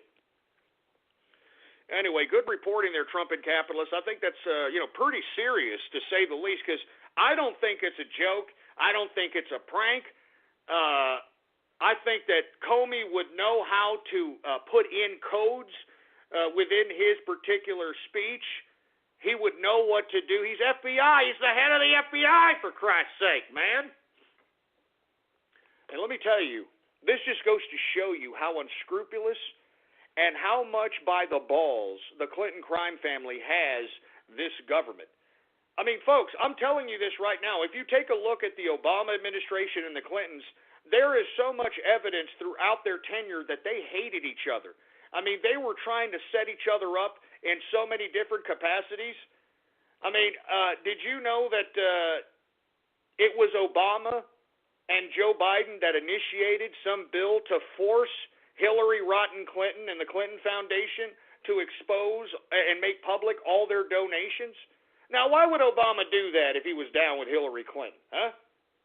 I mean, I'm telling you this right now. And then after all the James Comey testimony, after James Comey he basically didn't suggest prosecution for Hillary Rotten Clinton, Barack Obama and Hillary Clinton went to, I believe it was, I forgot where the hell he went. I think he went to North Carolina and campaigned with Hillary Rotten. And I tweeted that speech. I had never seen Barack Obama that enthusiastic about campaigning. I mean, he wasn't even that enthusiastic about himself. And Hillary Clinton was right in back of him, to his right, as if she had her hand up his ass, puppeteering him, for Christ's sake, man.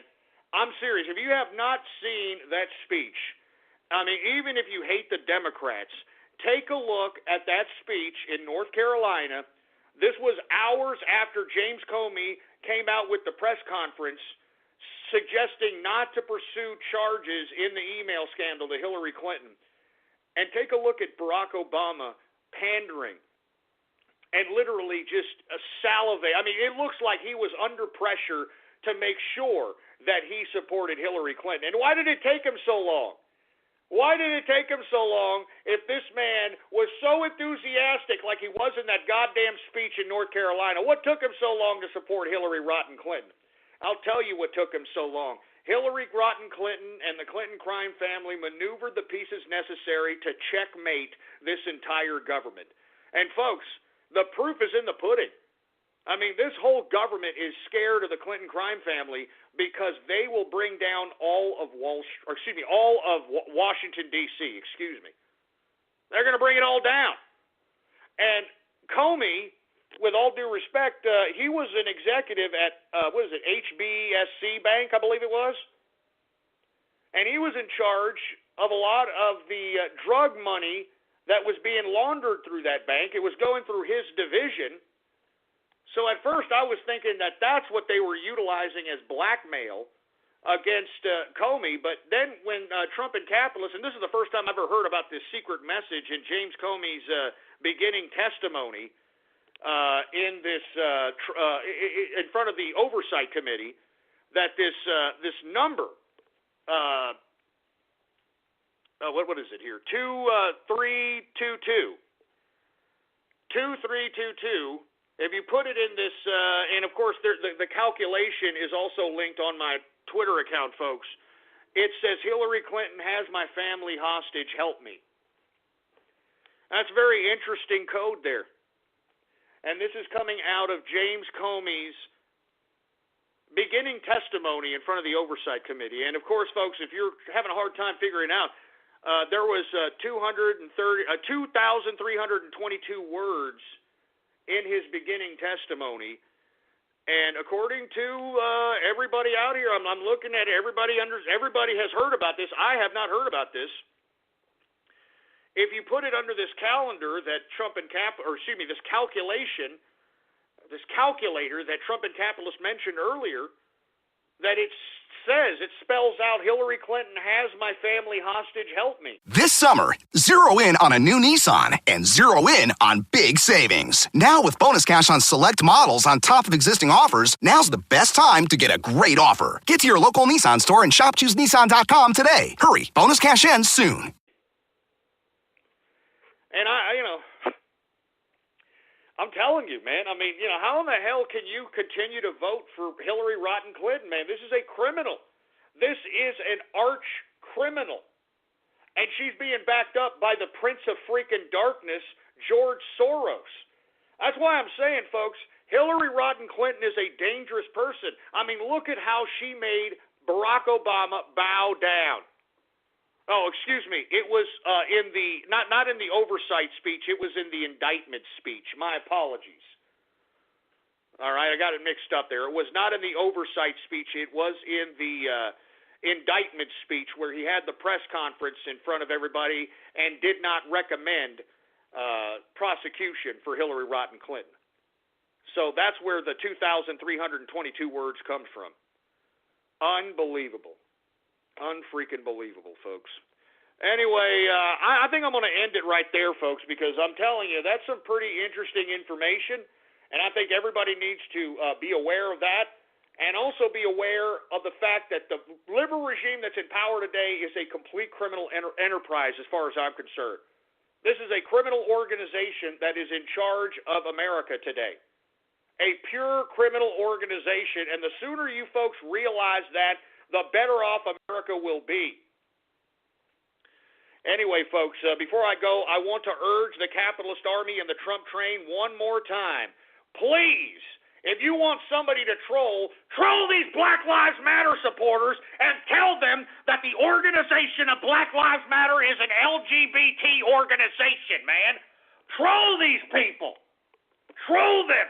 I mean, tell them that their boy D-Ray could potentially, in my opinion, have HIV/AIDS because the man is an HIV/AIDS advocate. And look, I have never met an HIV/AIDS advocate that didn't have HIV/AIDS. And moreover, emphasize the fact that D-Ray's first loyalty is to the LGBT.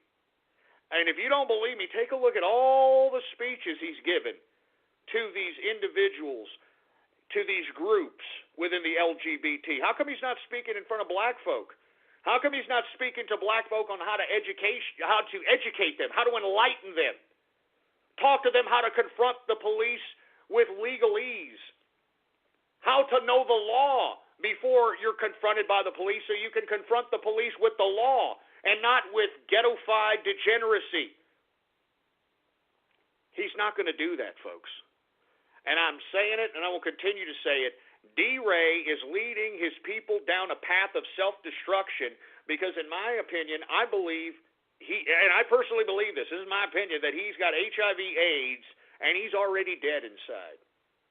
He's already dead inside. He doesn't have a boyfriend. He doesn't have a significant other.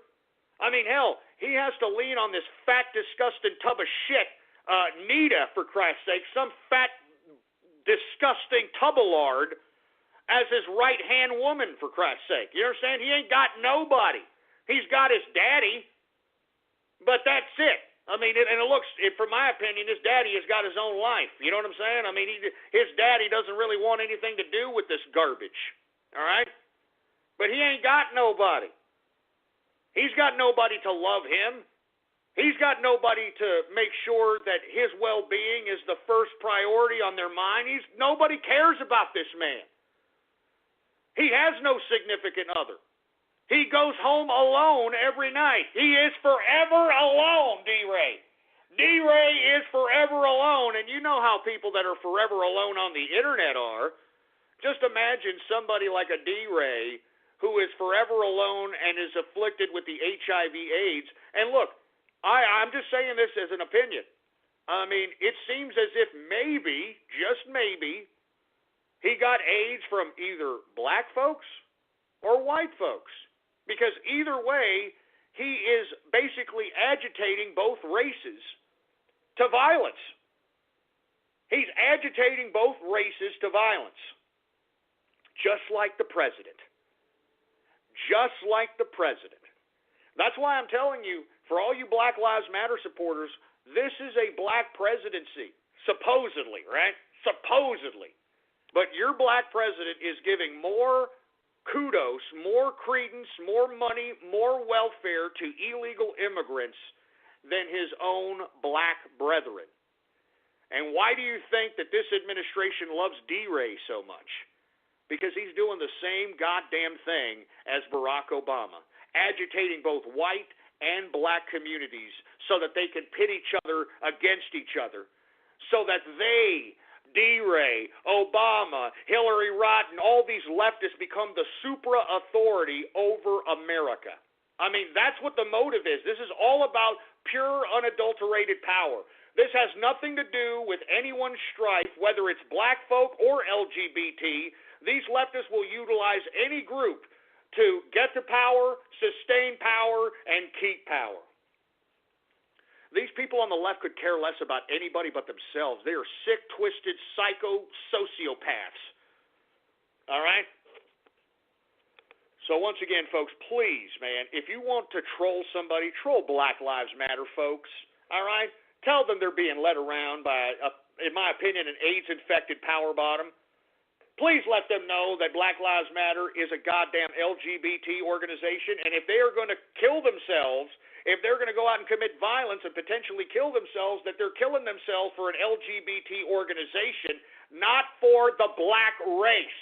You understand that? They are not killing themselves. They are not conducting violence to progress the black race. They are doing it for LGBT. Do you understand that? And you want to know why why Black Lives Matter is an LGBT organization, folks?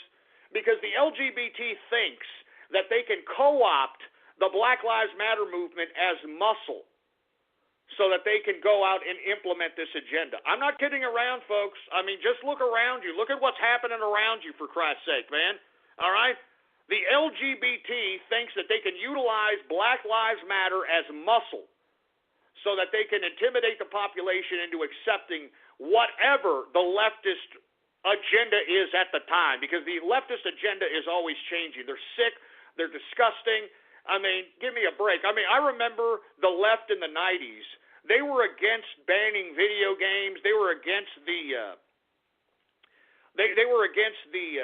censorship of video games. Now, in 2016, you've got liberals blaming video games as it relates to the police shooting in Dallas. They're blaming video games, huh? I'm not joking, folks. I'm not kidding around. This is how far the liberals go. They have no loyalty to anything. Liberals have no loyalty to anything. All they do is utilize groups of people to show how much supposed compassion they have to those groups of people so that they can gain themselves politically. And that's all there is to it, man. I mean, I know people that are out here, they're trying to say, no, that's not the case, Ghost. It's the absolute case, man. Anyway, folks, I want to thank everybody for tuning in with me on this. I'm glad it didn't turn into a carpet munching Monday. It kind of did during Radio Graffiti and Twitter shout-outs, but it was a pretty decent, constructive show. I hope a lot of people got some information, and I hope that people heed the call to action and go right at Black Lives Matter supporters and make sure that they realize that they are laying their lives on the line for an LGBT organization backed up by, in my opinion, an AIDS-infected power bottom who is so ashamed of his homosexualness that even in the gay magazine, The Advocate, he says, oh, I don't download Grindr. I mean, what would the people say if they saw me on Grindr? I mean, oh, God. I'm serious. I'm not joking. No, that's a real proud gay, huh? Give me a freaking break. Anyway, folks, I want to thank everybody for tuning in with me, whether you're live or in the archive. I will be here tomorrow, 4 p.m. Central Standard Time. blogtalkradio.com/ghost is the official website. All right, blogtalkradio.com/ghost. And if you haven't already done so, folks, please follow me on Twitter. The Twitter name to follow is PoliticsGhost. All one word, no underscores. PoliticsGhost is the name to follow. Folks, once again, I want to please implore you to go out and make sure that these Black Lives Matter supporters know that they are supporting an organization that is based in LGBT. This is an LGBT organization, and D. Ray, the leader of Black Lives Matter, is a power bottom, in my opinion, has HIV/AIDS. Because, folks, no one is an HIV/AIDS advocate that doesn't have the disease. This is a man who compared Black Strife to the fight against HIV/AIDS. Tell every damn Black Lives supporter that and see how they think about it. See how they feel about it. All right? See how they feel about it. How do you feel that this leader that is leading you into slaughter, that is leading you into self-destruction, is comparing your Black Strife to the fight against HIV/AIDS? I think that's an insult to black people, in my personal opinion. But then again, who knows what people think anymore, right? Who knows what people are thinking anymore? Anyway, folks, I am out of here. Thank you very much for tuning in with me. Long live the capitalist army, and death to feminism, death to socialism, death to communism, and death to totalitarianism. And there's Templeton. There he is. He hates communists. He hates communists. Do you hate communists, Templeton? Do you hate communists? He hates communists. Anyway, I am out of here, folks. Tune in tomorrow, 4 p.m. Central Standard Time, every Monday through Friday. Every Monday through Friday. Tune in, 4 p.m. Central Standard Time. I am out.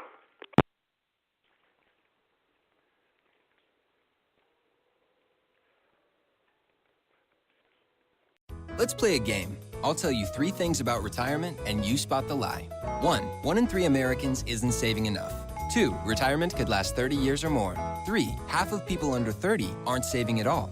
We lied. They're all true. That's why we're inviting you to the 4.01k Race for Retirement by Prudential on September 17th. A fun run that helps you save more for the future. So join us on September 17th at the Rose Bowl. Register for free at run401k.com. Prudential Insurance Company of America, Newark, New Jersey. Did you know your bank may be charging you as much as $4.50 every time you use an out-of-network ATM? That means when you take out $20, you're really only getting $15.50, even though you asked for $20, even though it is your money. But with Westcom, you get access to 30,000 ATMs throughout North America, completely fee-free. With Westcom, when you ask for your $20, you get the whole $20. Check us out at westcom.org.